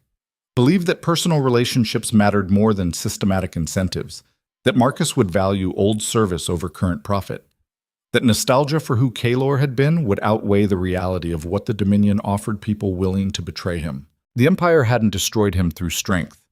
They'd destroyed him by understanding that everyone had a price, and that price was usually smaller than idealists wanted to believe. Kaelor opened his eyes and found himself in a cell that had been designed by someone who understood how to break people without touching them. 6 feet by 8 feet. Stone walls. No windows. A single drain in the center of the floor where they could hose out whatever mess interrogation created. The kind of space that compressed existence down to nothing but waiting for the next session of systematic cruelty. He'd designed rooms like this during his military campaigns, back when he'd believed that extracting information justified temporary suffering. Before he understood that torture didn't reveal truth, it revealed what people thought their torturers wanted to hear. That insight had come too late to stop him from authorizing techniques that probably still haunted the people subjected to them. Now he got to experience the architecture from the other side. The cell door opened without warning. 2 guards entered with the bored efficiency of people performing routine tasks. They hauled Kaelor upright and dragged him through corridors that twisted like intestines through Black Hollow's detention wing. He tried to track the route, but the paralytic compound had left his spatial reasoning compromised. Everything blurred together into impressions of stone and darkness and the occasional scream from cells they passed. They brought him to an interrogation chamber that looked exactly like every interrogation chamber he'd ever authorized. Clinical, efficient, equipped with tools that suggested professionalism rather than sadism. The cruelty wasn't in the equipment, it was in the institutional certainty that extracting information justified whatever methods worked fastest. Malrek waited inside, reviewing documents with the focused attention of a man whose time was carefully allocated. He looked up when the guard shoved Kaelor into a chair bolted to the floor. "You've been unconscious for 18 hours. I was beginning to worry the paralytic dose was miscalculated." He set down the documents. "We need to discuss your network. Everyone who helped you reach this facility. Names, locations, resources. The standard intelligence extraction." Kaelor said nothing. His throat was raw from whatever they'd pumped into him during interrogation while he was unconscious. Talking would hurt. But more importantly, talking would give Malrek leverage.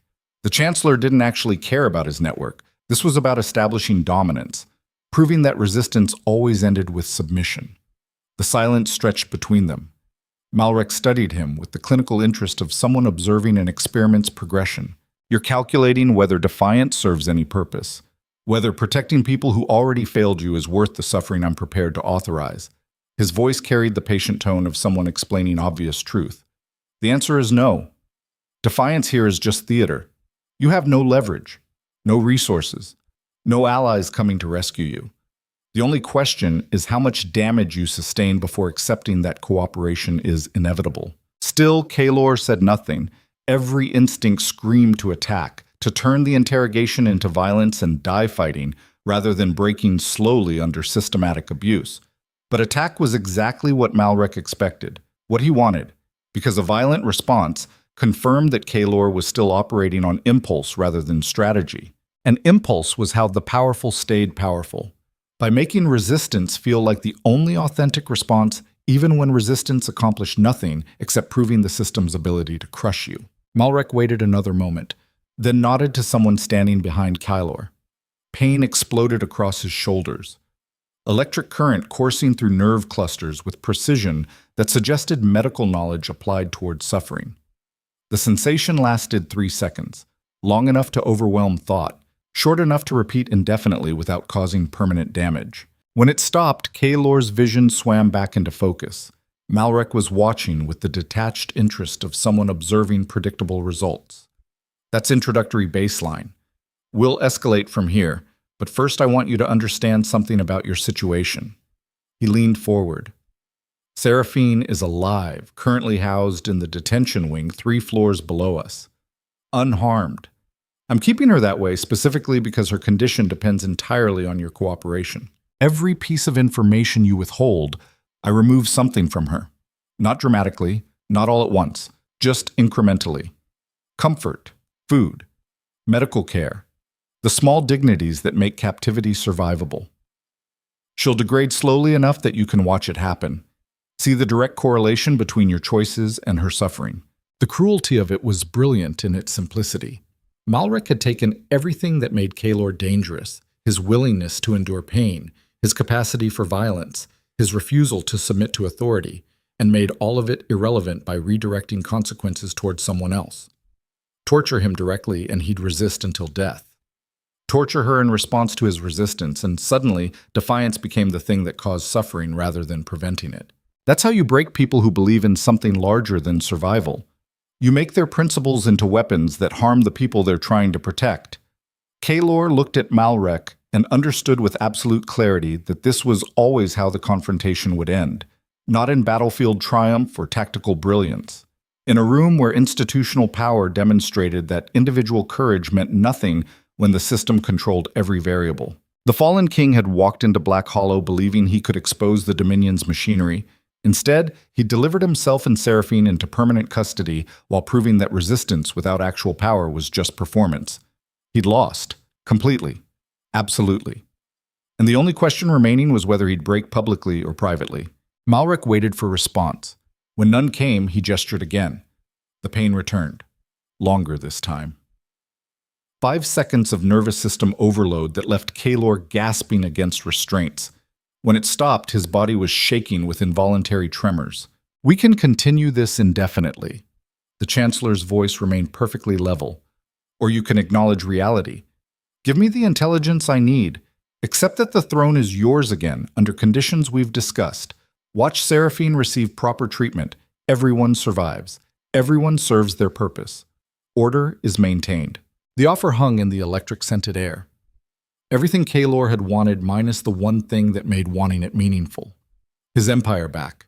His authority restored. All he had to do was accept that some people would always be property because convenience required it. That was the price. Power in exchange for looking away from suffering he couldn't prevent anyway. Through the haze of pain and exhaustion, Kaelor thought about 7 years in exile. About a woman who'd walked through a blizzard because his reputation said he'd rather lose everything than compromise on believing human beings shouldn't be property. About the moment he'd tried to kill Malrek knowing it would trigger paralytic wards, choosing principle over survival, even when principle accomplished nothing except proving he meant what he claimed. And he understood something Malrek had miscalculated. The Chancellor thought he was offering a choice: cooperation or suffering, the throne or permanent captivity. But he'd forgotten the third option, the one that terrified institutional power more than resistance, refusal to play the game at all. Kaelor looked directly at Malrek and spoke for the first time since entering the interrogation chamber. His voice came out raw but steady. No deal. Malrek's expression tightened. You understand what that means for her? Yes. It means you hurt someone I care about because I refuse to participate in a system that treats human beings like resources. It means the Dominion maintains its machinery through coercion and calls it necessity. He held Malrek's stare without blinking. But it also means you don't get my cooperation. Don't get to dress up slavery in my legitimacy. Don't get to tell the Empire that even the fallen king eventually accepted that cruelty was inevitable. You're choosing principle over her survival. I'm choosing to not become another example of how everyone eventually breaks when the pressure gets high enough. Because that's what this is really about. Not intelligence extraction, not security. You want to prove that even I compromise when faced with actual consequences. That all my reforms were just idealism that collapsed the moment it required sacrifice. Kaelor leaned forward despite restraints. But here's what you're missing. The reason Seraphine walked into that blizzard, the reason she risked everything to find me. She wasn't looking for someone who'd save her from captivity. She was looking for someone who'd prove that resistance wasn't performance, that some people actually mean what they claim to believe even when believing it costs everything. So torture me. Torture her. Break us both. But you don't get my cooperation. Don't get to tell the Empire that the fallen king came back and accepted your terms. Because that lie is worth more to the Dominion than any intelligence I could provide. The interrogation chamber fell silent. Malrek studied him with an expression that had shifted from certainty to something that looked like reassessment. Then he stood slowly. You're right. That refusal is worth more than your cooperation. Because it means I can make an example that every compound will reference for generations. The Alpha, who had a chance to save someone he cared about and chose ideology instead. Proof that resistance leaders are narcissists who sacrifice others for their own principles. He moved toward the door, then paused. But before I begin systematically destroying Seraphine to prove that point, I'm going to give you one final opportunity to reconsider. Because unlike you, I don't believe in unnecessary suffering. I believe in suffering that serves a purpose, and her death serves no purpose except demonstrating that you value your self-image more than her life. Malrek left. The guards followed. The door sealed with the heavy finality of something that wasn't opening again soon. Kaelor sat alone in restraints trying to process what he'd just committed both of them to. He'd chosen principle over protection, ideology over pragmatism, the certainty that compromising now would undermine everything he'd tried to build versus the reality that refusing to compromise meant watching someone who trusted him suffer consequences she didn't deserve. That was the calculation. Whether being right mattered more than preventing immediate harm, whether maintaining integrity was worth the price other people paid for your convictions. The Empire had finally found the question that actually broke kings. Not whether you'd trade your own suffering for power, whether you'd trade someone else's. Hours passed in silence measured by water dripping against stone. Kaelor tested restraints methodically, looking for weaknesses in metal or mounting points. Found nothing. The interrogation chair was designed by people who understood that desperation made prisoners creative. Every potential exploit had been anticipated and reinforced. He was trapped completely. No leverage, no options. No way to even end himself before they started using Seraphine to demonstrate what happened when someone refused institutional authority. That's when he heard it, distant, muffled through stone, but unmistakable. An alarm. Not the steady pulse of scheduled alerts. The rapid cycling that indicated crisis. Breach. Active threat requiring immediate response. Kaelor went completely still, listening as the alarm spread through detention wing corridors. Doors opening. Boots running, voices shouting orders with the sharp urgency of security forces responding to situations their training said weren't possible. Something was wrong. The interrogation chamber door exploded inward with enough force to tear hinges from stone. The blast sent metal fragments ricocheting off walls. Smoke poured through the opening, carrying the acrid smell of alchemical accelerants. And through that smoke, like something summoned from his own imagination, Seraphine walked into the interrogation chamber.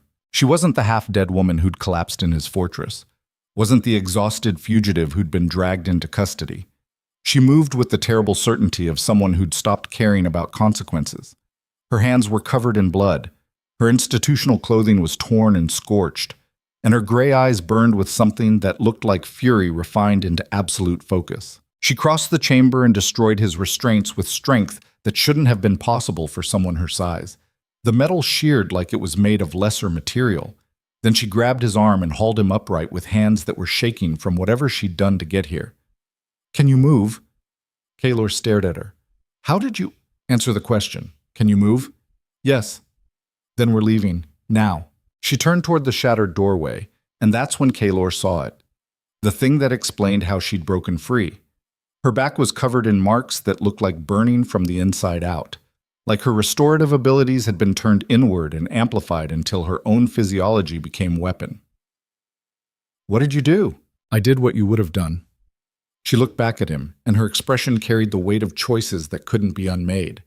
"Used my gift as an accelerant instead of healing. Overloaded every guard's nervous system simultaneously, triggered seizures, cardiac events, systematic organ failure, and anyone close enough to suppress me. Jesus. How many people? 14. Her voice was flat. 14 guards who were just following orders, who probably had families, who might have been good people in a different context. I killed all of them because staying captive meant accepting that the Dominion gets to decide who qualifies as human, and I'm done accepting that. She grabbed his hand. So either come with me right now or stay here and watch them prove that resistance always ends in submission. Your choice. But I'm leaving. Kaelor looked at this woman who'd massacred her way through a secure facility to free a fallen king who'd gotten them both captured through tactical stupidity, who'd made herself into exactly the kind of weapon the Empire feared most. Someone who'd stopped trying to survive within the system and started treating the system itself as an enemy that needed destroying. And he understood something fundamental about what happened when you pushed people past the point where they valued survival more than principle. You created the only thing institutional power actually feared. Someone who'd stopped negotiating, stopped trying to work within existing structures, stopped accepting that the machinery was too big to fight. Someone who'd rather burn everything down than pretend the burning wasn't necessary. He took her hand. "Let's go." They moved through Black Hollow's detention wing like a catastrophe spreading in real time. Bodies lay in corridors. Guards who'd responded to containment breach and met something they weren't prepared for. Not a prisoner trying to escape. A weapon that had stopped pretending to be anything other than dangerous. Seraphine had turned her restorative abilities into their opposite. Instead of healing damage, she'd learned to accelerate cellular processes until they became lethal. Heart rates climbing into cardiac arrest, neural activity spiking into seizures, blood pressure elevating until vessels ruptured. Everything the gift could repair, weaponized. She'd become exactly what the Dominion's breeding compounds were designed to prevent. A gifted individual who understood their own capabilities well enough to use them as violence. They reached a stairwell leading upward toward the main compound. Kaelor tried to orient himself using architecture and failed. The paralytic compound had left his spatial reasoning compromised. He had no idea where they were relative to exit points or whether escape was even possible. "Where are we going?" "The archive." Seraphine's voice carried the flat certainty of someone who'd already made peace with dying. "If we're burning this down, we're doing it right.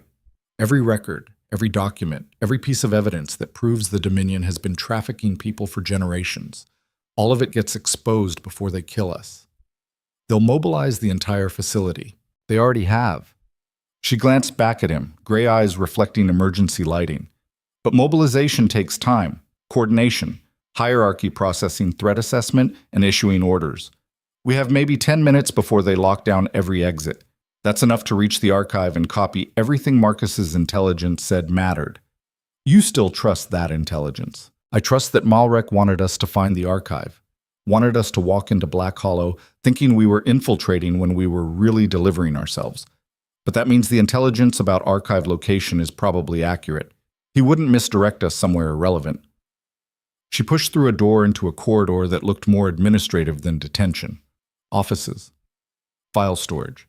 The infrastructure where institutional cruelty got documented and filed away as policy. We find the archive. We take everything, and then we burn this entire facility to the ground so thoroughly that the Empire can't suppress what was stored here.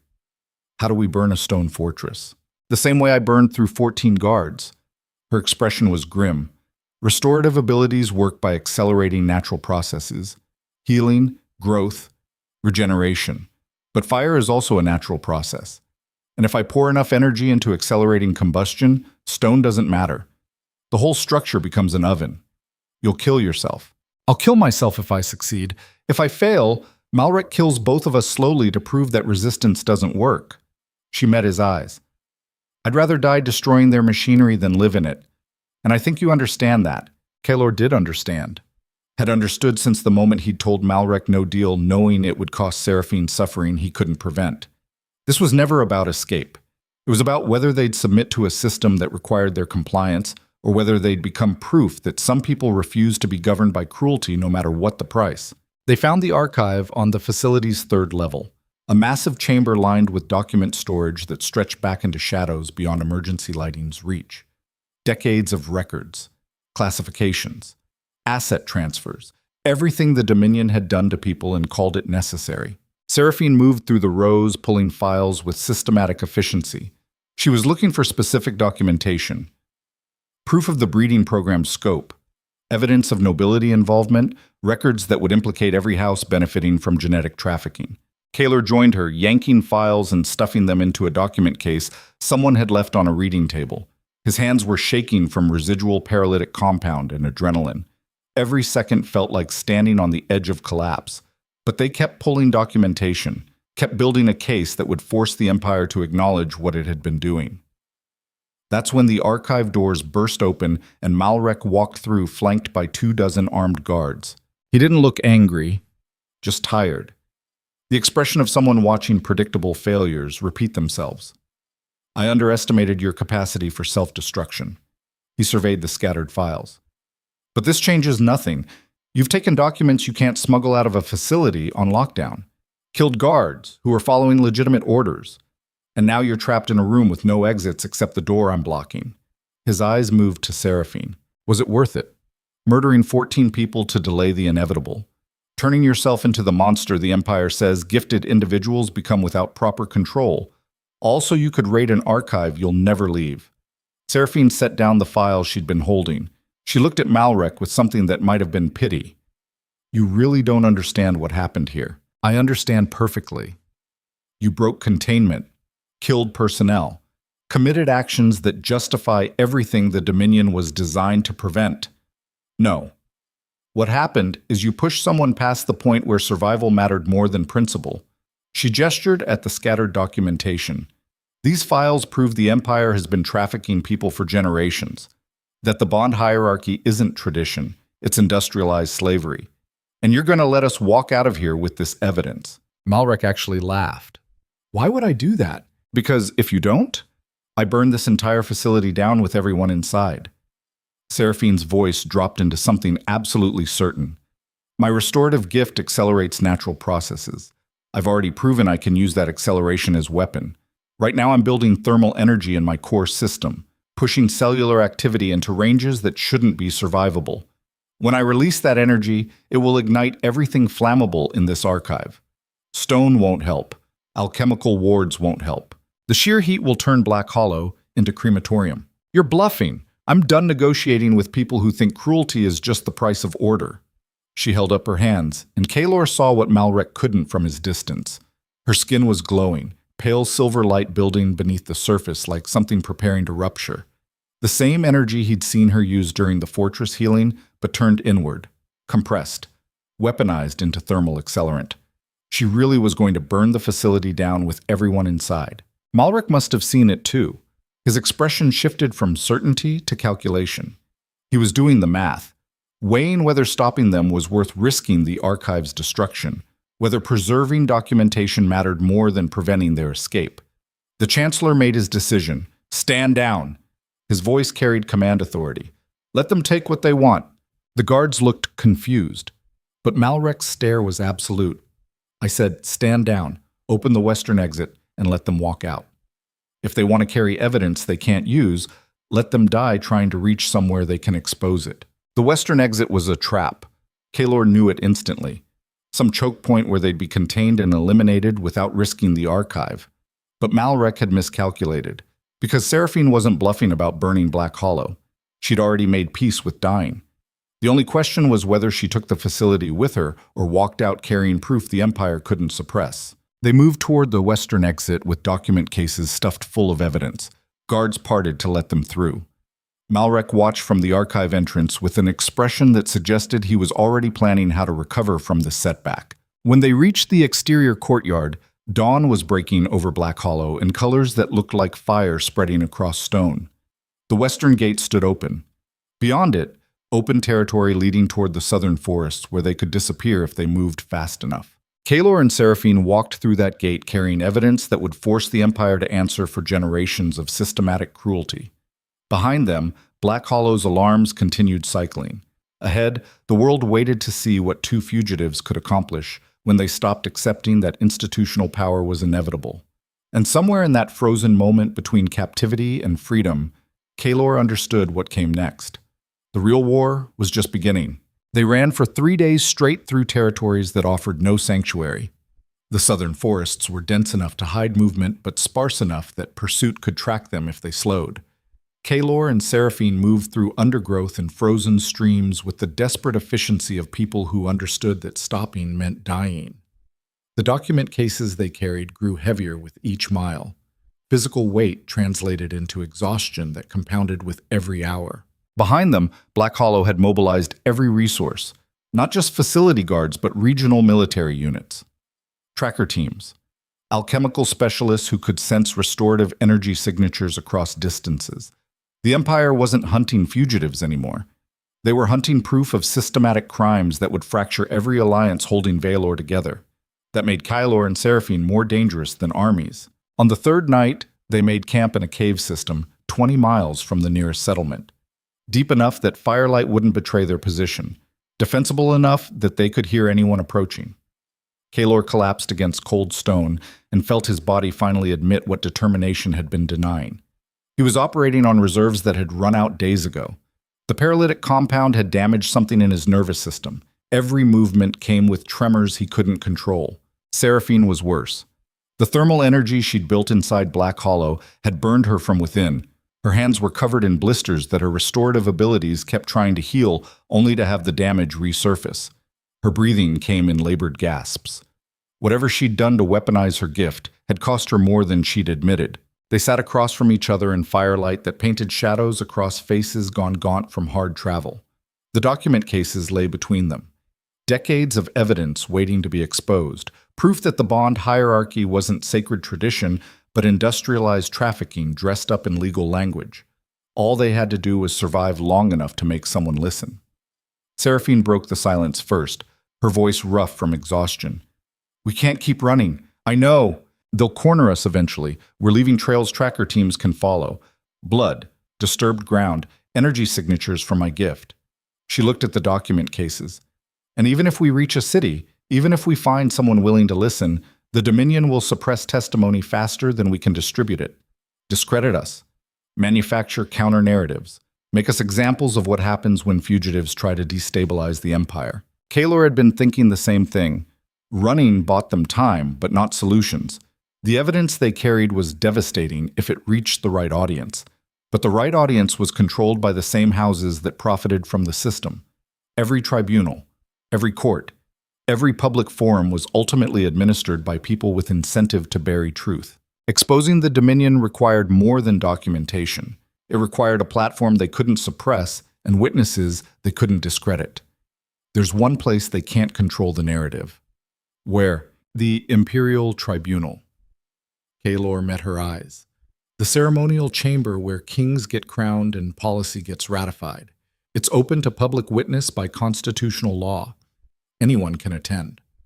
Foreign envoys, provincial rulers, civilian observers. The council can't close those proceedings without admitting they're suppressing something. You want to walk into the heart of imperial power carrying evidence that implicates half the nobility.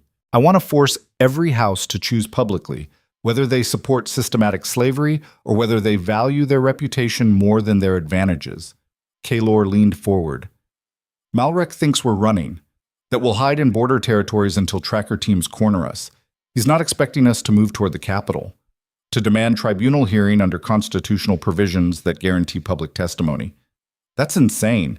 That's the only move they won't anticipate, because it requires believing we're desperate enough or committed enough to walk into certain death if it means the truth gets heard. And we are that desperate. Yes. Seraphine studied him in the firelight. You're different than when I found you. The fallen king who opened his door during a blizzard was careful, strategic, someone who'd learned to survive by staying invisible. But now you're talking about public confrontation in front of the entire empire. I was surviving because I didn't have a reason to do anything else. Kaelor's voice carried weight that went beyond exhaustion. 7 years I spent in those mountains believing my time was finished, that the council had been right to remove me because I'd miscalculated what reform actually required. Then you walked through my door carrying proof that everything I'd tried to dismantle had gotten worse. That the system I thought was corrupt was actually industrial machinery designed to devour people. He gestured at the document cases. So no, I'm not the same person anymore, because you reminded me that some fights matter more than survival, that principle without action is just performance, and that the real test of whether you believe something isn't whether you'll die for it. It's whether you'll risk everything, including your own dignity, by forcing people to watch while you make them uncomfortable. That's what the tribunal will be. Public discomfort they can't escape, if we reach it alive.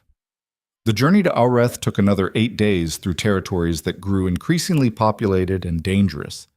Every town was a potential trap. Every road, a place where imperial forces could intercept them. Kaelor and Seraphine moved through the landscape like ghosts, avoiding main routes and stealing supplies when they had to. The Empire's response was everywhere. Wanted notices, patrol increases, checkpoint enforcement that suggested the Dominion was mobilizing resources on a scale usually reserved for foreign invasions. They were hunting 2 fugitives with the intensity of people who understood that losing control of information was more dangerous than losing battles. On the 5th day, they reached the outer territories surrounding Aureth. The capital sprawled across river valleys like something that had metastasized beyond its original boundaries. Golden towers and marble halls that Kaelor remembered building. Trade districts he'd established. Military fortifications he'd designed. Every part of the city carried his architectural fingerprints. He'd created the Empire's heart. Now he was going to cut it open and show everyone what had been rotting inside. They entered Aureth through the northern merchant quarter after dark, blending into crowds that moved through streets with the purposeful chaos of urban commerce. Nobody looked twice at 2 more exhausted travelers. The city was full of people running from something. That was what empires did. They created so much systematic pressure that everyone was either fleeing or pursuing, and the distinction between those categories was usually just timing. Kaelor led them through back streets he remembered from his military planning years, routes that connected districts without passing through main thoroughfares. The city had changed in 7 years, but the underlying geography remained. Stone and power both had permanence that outlasted individual rulers. They found shelter in an abandoned warehouse near the river docks, industrial space that had been condemned after some commercial failure. The kind of forgotten pocket cities accumulated. Kaelor checked the building for structural soundness and defensible positions, while Seraphine collapsed against a support pillar. Her condition had deteriorated severely during the final push.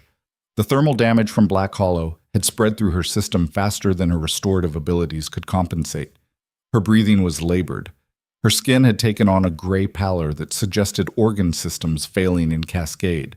She was dying slowly, and they both knew it. How long do you have? Days, maybe less. She looked at the document cases they'd carried across 300 miles. Will it be enough? It has to be, because you're not dying in a warehouse after surviving everything else. Kaelor crouched beside her. We reach the tribunal tomorrow. Force public testimony. Make them listen while you read every name from those files, every stolen child, every forced pairing, every house that profited from trafficking. And then what? Then we watch the Empire decide whether it wants to be remembered as the civilization that industrialized slavery or whether it wants to pretend it has moral authority. Seraphine laughed weakly. You sound like you still believe exposure matters, that people will care when they see the evidence. I believe shame is a more powerful weapon than armies when you apply it correctly. Most cruelty survives because it happens in private, behind closed doors. in facilities like Black Hollow, where nobody witnesses the machinery, but make that cruelty public. Force people to acknowledge it in front of audiences they want to impress. Suddenly, institutional survival starts conflicting with personal reputation. That's when the structure fractures. You're gambling everything on nobility caring about appearances. I'm gambling everything on human beings hating to be embarrassed more than they love their advantages. Kaelor met her eyes. The houses that profit from the Dominion system have spent generations pretending their power comes from natural superiority, from bloodline advantages and strategic brilliance. Exposing that their power actually comes from trafficking people destroys that narrative, makes them look like parasites instead of aristocracy. And parasites get eliminated when the host realizes they're being drained. If I'm wrong, we die publicly instead of privately. But at least we die proving that someone was willing to name what the empire became. They spent the night preparing testimony from the document cases. Seraphine organized evidence by house involvement and severity. Kaelor drafted an opening statement that framed the Dominion system as constitutional violation requiring immediate tribunal review. They worked with the focused intensity of people who understood this was their final chance to accomplish anything meaningful. Dawn broke over Alreth in colors that looked like the city was already burning. The Imperial Tribunal convened at mid-morning beneath obsidian domes that had witnessed centuries of policy ratification and royal coronations. Kaelor and Seraphine approached through crowds that had gathered for what everyone assumed would be routine administrative proceedings.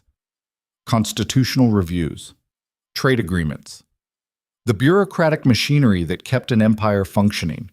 Nobody expected the fallen king to walk through the main entrance carrying evidence of systematic crimes. The reaction was immediate. Gasps, shouting, guards moving to intercept. But Kaelor had done his research. Under constitutional law, any citizen could petition for tribunal hearing if they claim knowledge of violations requiring immediate review. The petition had to be heard publicly before it could be dismissed. That gave them exactly one chance to speak before the guards dragged them away. Kaelor stood at the petitioner's platform and felt 10,000 eyes lock onto him. Nobles, foreign envoys, provincial rulers, military commanders, civilian witnesses. Everyone who mattered in Vaelor's political architecture was watching a ghost return from exile. He waited for the chamber to quiet. Then he spoke with the voice that had once commanded armies and expanded an empire. 7 years ago, this tribunal exiled me for attempting to dismantle the bond hierarchy. The charges claimed I was destabilizing traditions essential to imperial stability. The verdict said my reforms threatened Vaelor's survival. He paused, letting the words settle. I was removed from my throne because I believed human beings shouldn't be property. That consent mattered more than efficiency. That power required accountability. The council called those beliefs dangerous idealism, said that a king who questioned fundamental structures didn't understand how empires actually functioned. And they were right. I didn't understand. Kaelor gestured to Seraphine standing beside him with the document cases. Because I thought the bond hierarchy was corruption. An abuse of legal authority that could be fixed through reform. I thought if I changed the laws, behavior would follow. That exposing cruelty would make people stop participating in it. But the truth is worse than corruption. The bond hierarchy isn't an abuse of authority. It's the entire point.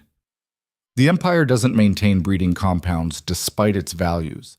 It maintains them because of its values. Because Vaelor was built on the principle that some people exist to serve other people's ambitions.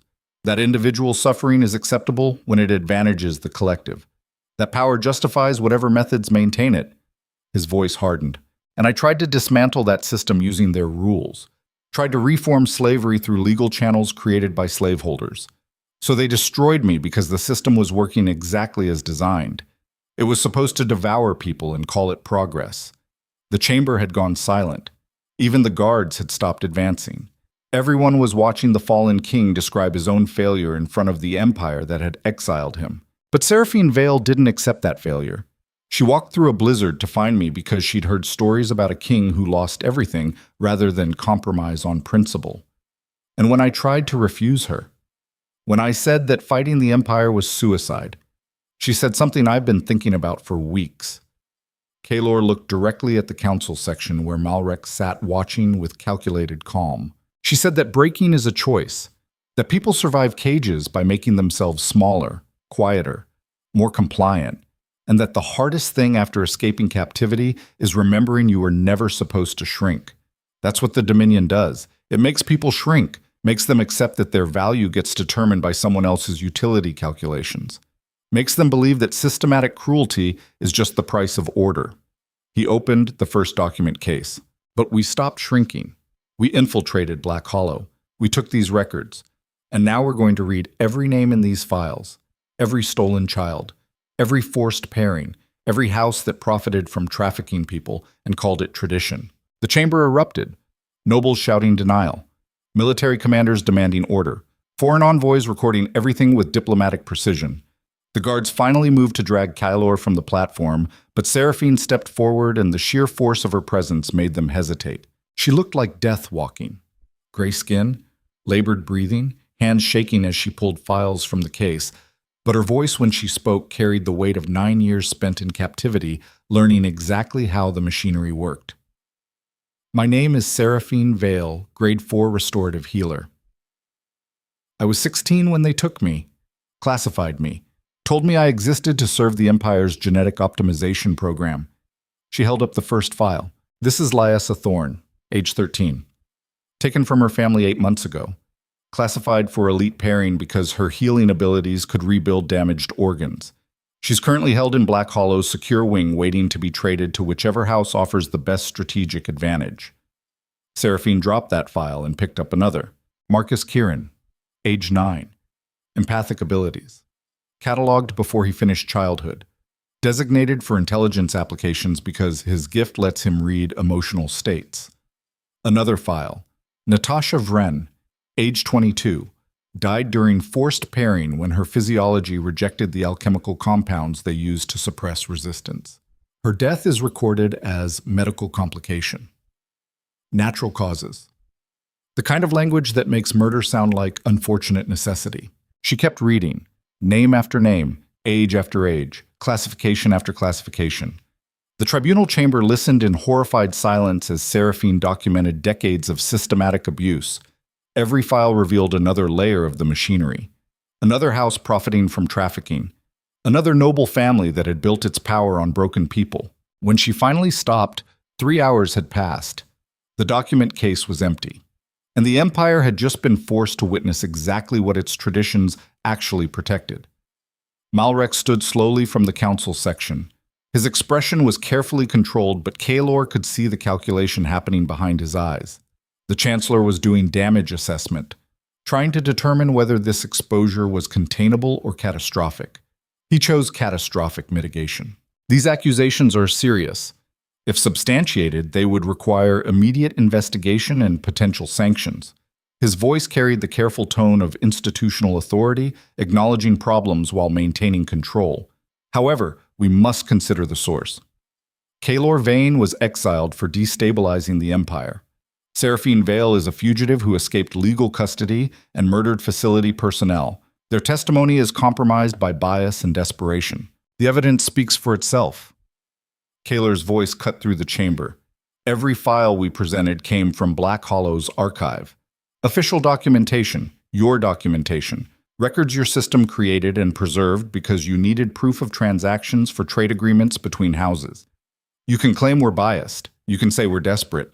But those files exist because the Dominion needed receipts. That's when the survivors started standing. From the civilian gallery, from servant positions along the walls, from corners where nobody had been paying attention. People who'd been watching the testimony started revealing themselves.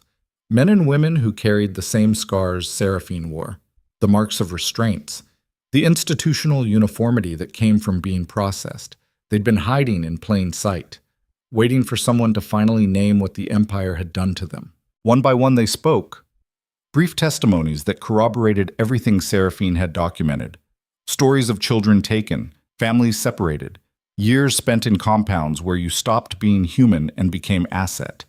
The tribunal chamber listened as survivor after survivor described living inside the machinery that nobility claimed was necessary for imperial stability. By the time the last testimony concluded, the chamber had transformed from political theater into something that looked like judgment. Malrek tried to preserve institutional authority through procedure, demanded verification of evidence, called for recess to allow proper review, suggested that emotional testimony couldn't substitute for legal analysis, but the chamber wasn't having it, because shame works differently on crowds than individuals. Individual nobles could rationalize their participation, could claim they'd been following tradition, could argue that they'd assumed the system had oversight and accountability. But collectively, watching survivor testimony in front of foreign envoys and public witnesses, the entire structure lost its plausible deniability. The Empire had just been caught doing exactly what it had always done. The only difference was that this time, everyone was watching. That's when the military banners started moving. General Torvin, a commander who'd served under Kaelor during the expansion campaigns. He stood from the military section and crossed the chamber floor to kneel before the platform where Kaelor stood. I served you for 15 years. Watched you make decisions that prioritize soldier survival over strategic advantage. Saw you refuse orders that would have massacred civilians for faster victories. You were removed from command because you believed power required consent. He looked up at Kaelor with an expression that mixed respect and something that looked like apology. We should have stood with you then. Should have understood that a king who questions cruelty isn't weak. He's the only kind of king worth following. Other military commanders followed, not all of them, but enough that the balance shifted visibly. Then provincial rulers, civilian council members, even some noble houses that had calculated which side of history they wanted to be remembered on. The tribunal chamber was fracturing in real time. Every alliance built on pretending the Dominion was acceptable. Every house that had maintained power by not asking questions. All of it collapsing because exposure had made complicity too expensive. Malrek watched his careful authority dissolve and made one final attempt at control. He stood and addressed the chamber with the voice of someone who'd spent decades managing institutional power. This testimony has revealed serious concerns that warrant investigation. I propose we establish an oversight committee to review the Dominion program and implement reforms that address the legitimate grievances raised here today. No! Kaelor's voice was absolute. No committees. No oversight. No reforms that preserve the structure while pretending to address the problem. The bond hierarchy gets dismantled completely. Every compound gets opened. Every record gets made public. And every house that profited from trafficking answers for what they participated in. You're demanding the Empire admit institutional failure. I'm demanding the Empire stop calling slavery tradition. Kaelor stepped down from the platform and walked across the chamber floor until he stood directly before the council section. You exiled me for believing human beings shouldn't be property. Said my reforms would destabilize Vaelor. But we're already destabilized, have been for generations. We just called the instability order because it advantaged the people with enough power to name reality. So yes, I'm demanding the Empire admit failure, because that's the only way anything actually changes, not through committees that preserve machinery while adjusting procedures, through complete structural collapse and rebuilding from people who remember what dignity looks like. The chamber fell silent. Malrek looked at Kaelor with an expression that had moved past calculation into something that might have been resignation. If we dismantle the Dominion completely, half the Empire's noble houses lose their strategic advantages. Trade agreements collapse. Marriage alliances fracture. The whole power structure destabilizes in ways that could trigger civil war. Good. Kaelor's voice was cold. Let it fracture. Let every house that built power on trafficking people lose their advantages. Let the structure destabilize until everyone has to rebuild relationships based on something other than who owns whom. That's not civil war. That's the Empire finally being forced to function like civilization instead of machinery. What do you want? I want what I wanted 7 years ago. Kaelor looked at the council. Every person classified under the bond hierarchy gets freed immediately. Every compound gets dismantled. Every house involved in trafficking gets their holdings seized and redistributed to survivors as restitution. And the throne gets restructured so it answers to the people beneath it instead of claiming divine authority. You're describing revolution. I'm describing accountability. And if you call that revolution, you're admitting the current system can't survive being held responsible for what it does. The High Crown Council went into emergency session. 3 hours of closed deliberation while the tribunal chamber waited. Kaelor and Seraphine sat on the platform steps exhausted beyond measure. The testimony had taken everything they had. If the council rejected their demands, They'd both be executed publicly as examples of what happened when fugitives challenged institutional power. But Kaelor had done the calculation. The council's choices were limited by exposure. They could suppress the tribunal proceedings and prove they were exactly what the testimony claimed. Or they could accept demands that dismantled their advantages but preserved their legitimacy. Pragmatism always beat principle when the alternative was being remembered as monsters. The council returned after sunset. Malric spoke with the careful exhaustion of someone who'd spent hours arguing against inevitable conclusions. The tribunal has reviewed testimony and evidence. We find that the Dominion program violated constitutional provisions regarding individual autonomy. The bond hierarchy is hereby dissolved. All classifications are rescinded. All compounds will be opened for survivor relocation. And the throne will be restructured under coalition governance that requires accountability to provincial councils. He paused. In recognition of his service and his commitment to reform, this tribunal offers Kaelor Vaelor restoration to authority under the new governance structure. Not as absolute monarch, but as coalition leader subject to the same accountability we're requiring of all institutional power. The chamber erupted in response. Cheering from survivors and reformist sections. Angry protest from houses that were losing generations of advantage. But the decision was made. The Empire had just admitted systematic failure and agreed to dismantle the machinery that had been devouring its own people. Kaelor looked at Seraphine. Her gray eyes were barely focused. The thermal damage had progressed too far. She'd survived long enough to see the testimony succeed. That was probably more than either of them had expected. He crossed to where she sat and lowered himself beside her. When he spoke, his voice was only for her. You walked through a blizzard to find a fallen king, made him remember why losing his throne had mattered in the first place, turned him back into something dangerous enough to threaten an empire. I didn't make you anything. Seraphine's voice was barely audible. I just reminded you what you'd always been, someone who believed human beings shouldn't be property even when believing that cost everything. You're dying, I know, but I'm dying free. After 9 years as property, I get to die making my own choices. That's more than most people in those compounds ever got. Kaelor felt something crack in his chest. This woman had survived captivity, escaped through impossible conditions, weaponized her own gift, and forced an empire to acknowledge its crimes. And now she was dying in a tribunal chamber while the world she'd fought for finally started changing. It wasn't fair. Wasn't just. Wasn't anything except the brutal reality that revolution required sacrifice, and the people who paid that price rarely survived to see whether their sacrifice mattered. Stay with me. His voice was raw. You've earned the right to see what comes next, to watch the compounds open, to meet the people you saved. I've already seen it. Seraphine's eyes found his. I saw it when you stood in front of the tribunal and refused to compromise. When you chose principle over survival, even though survival would have been easier. That's what I walked through the blizzard to find, proof that someone actually meant what they claimed to believe. And you proved it. Her breathing was slowing. The thermal damage had reached critical organs. Kaelor pulled her against him, supporting her weight as her body finally stopped fighting. Thank you, he said it quietly, for making me remember who I was supposed to be. Thank you for being worth finding.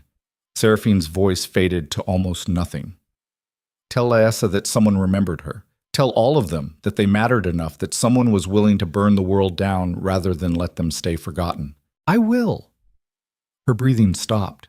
The chamber continued its chaos around them, history pivoting on testimony and evidence and survivor courage. But Kaelor sat holding a woman who'd given everything to make sure that pivot happened. Seraphine Vaelor died free. After 9 years of captivity, she'd made choices that reshaped an empire. That was her victory. Brief, brutal, absolute. The kind of victory that changed everything while costing the victor everything. The weeks that followed were systematic dismantling of institutional machinery that had survived for generations. Every compound opened, every record made public, every house that had profited from trafficking forced to answer for their participation. The empire convulsed through the exposure. Some noble families collapsed entirely. Others adapted. The whole structure destabilized exactly as Malric had predicted. But it didn't fracture into civil war, because enough people remembered that the alternative to accountability was returning to a system everyone now knew was industrial slavery. Fear of chaos lost its power when chaos looked better than organized cruelty. Kaelor took authority under the new coalition structure. Not as king. As administrator of reforms, he'd spent 7 years learning how to implement properly. He rebuilt Vaelor into something that had to answer to the people beneath it. Slower, more argumentative, less efficient than absolute monarchy, but functional in ways that didn't require innocent blood. He established the House of Restoration in the former royal healing sanctum, a place where survivors could recover and gifted individuals could train without fear of classification. Liesa became the first apprentice. The 13-year-old girl Seraphine had risked everything to remember. Kaelor met with her on a morning when spring was finally breaking winter's grip on Alreth. They stood in the Restoration House courtyard, surrounded by people learning how to exist without chains disguised as law. She wanted you to know you mattered, Kaelor told the girl, that someone remembered you when the Empire tried to make you forgettable. Liesa looked up at him with eyes that had seen too much too young. Did she suffer? At the end, yes. But she chose that suffering, chose to walk through a blizzard and fight an empire and die free rather than survive as property. That was her power. Not healing, choosing. The girl nodded slowly. Then I'll remember her the same way. Not as someone who saved me, as someone who proved that choosing matters more than surviving. That night, Kaelor stood at the window of his administrative quarters, looking out at Alreth's sprawl. The city he'd built and lost and reclaimed under different terms. Golden towers still pierced the sky, but the machinery beneath them had changed. Power was no longer inherited like divine blood. It had to answer to people who remembered what happened when authority went unchecked. The Empire would never be perfect, would always struggle with the tension between order and autonomy, would always have people who tried to concentrate power and others who resisted concentration. That tension was permanent, but at least now it was honest tension. Arguments happening in public forums instead of invisible machinery grinding people into resources. Kaelor thought about Seraphine, about a woman who'd walked through a killing storm because she'd heard stories about a king who'd rather lose everything than compromise on principle, about how she'd died making sure those stories were accurate, and he understood something fundamental about what made people dangerous to institutional power. It wasn't strength, wasn't violence, wasn't even courage in conventional terms. It was the simple refusal to accept that cruelty was inevitable, the stubborn insistence that human beings deserve dignity even when providing that dignity was inconvenient for the powerful. The absolute commitment to choosing principle over comfort even when principle cost everything. That was what tyranny actually feared. Not rebellion, not opposition, just people who stopped pretending the performance mattered and started treating power like something that required justification instead of acceptance. Seraphine had been that kind of person. So had everyone who'd stood in the tribunal chamber and named what the Empire had done to them. So were the survivors rebuilding their lives in restoration houses across Vaelor. They were proof that some people refused to be governed by cruelty, no matter the cost. And that refusal was the only thing that ever changed anything permanently. Years later, when historians tried to define the fall of the Dominion, they argued endlessly about political mechanics and legal procedures and coalition negotiations. They debated whether reform had been inevitable or contingent, whether Kaelor had been hero or opportunist, whether the tribunal testimony had been coordinated resistance or spontaneous uprising. But the truth was simpler than political analysis. The empire collapsed because one woman walked through a blizzard to find a fallen king, because she bet her life that his reputation was accurate, because they both decided that dying free mattered more than surviving as property. Everything else was just documentation of that choice. Kaelor stood at Seraphine's memorial in the Restoration House courtyard, a simple stone marker that recorded her name and the dates that bracketed a life spent refusing to shrink. People left flowers. Survivors came to pay respects to someone who'd proven that resistance wasn't performance. He knelt before the stone and spoke words only meant for her. You were right. Breaking is a choice, and you chose to break the empire instead of letting it break you. That choice cost you everything, but it freed thousands, maybe more as the reforms spread. A gust of wind moved through the courtyard carrying the scent of spring growth. New things emerging from ground that had been frozen too long. Kaelor smiled despite the weight in his chest. I kept my promise, told Liesa you remembered her, told everyone that they mattered enough that someone was willing to burn the world down rather than let them stay forgotten. He stood slowly, feeling every year of exile and war settle into bones that would never stop carrying that weight. Rest now. You've earned it. The world you fought for is becoming something better. Not perfect, not easy, but better. And that's enough. Kaelor left the courtyard and returned to administrative chambers, where provincial councils waited with disputes and resource allocation arguments and all the messy negotiation that came with governance based on accountability instead of authority. It was exhausting work. Frustrating. Slower than absolute monarchy and twice as complicated, but it was work that didn't require innocent blood to function. And after everything, that made it worth doing. The fallen king had finally learned what exile had been teaching him. That power without purpose was just noise. That authority without consent was just violence dressed up in ceremony. That the real test of leadership wasn't whether you could seize control. It was whether you could build something worth controlling. Something that answered to the people beneath it. Something that believed human dignity mattered more than institutional convenience. That was what Seraphine had died proving. And Kaelor would spend the rest of his life making sure her death meant something beyond sacrifice. The Empire would never be perfect, but it would be honest. And honest was the foundation everything else required. That was enough. That had to be enough. Because in the end, that's all anyone who refused to shrink could ever accomplish. Not perfection, not utopia. Just the stubborn insistence that cruelty wasn't inevitable and dignity wasn't negotiable, and some choices mattered more than survival. Seraphine Vael had made those choices, had walked through a blizzard and fought an empire and died free. And because she had, thousands of others got to live free as well. That was victory. Brief, brutal, absolute. The only kind that ever actually changed anything.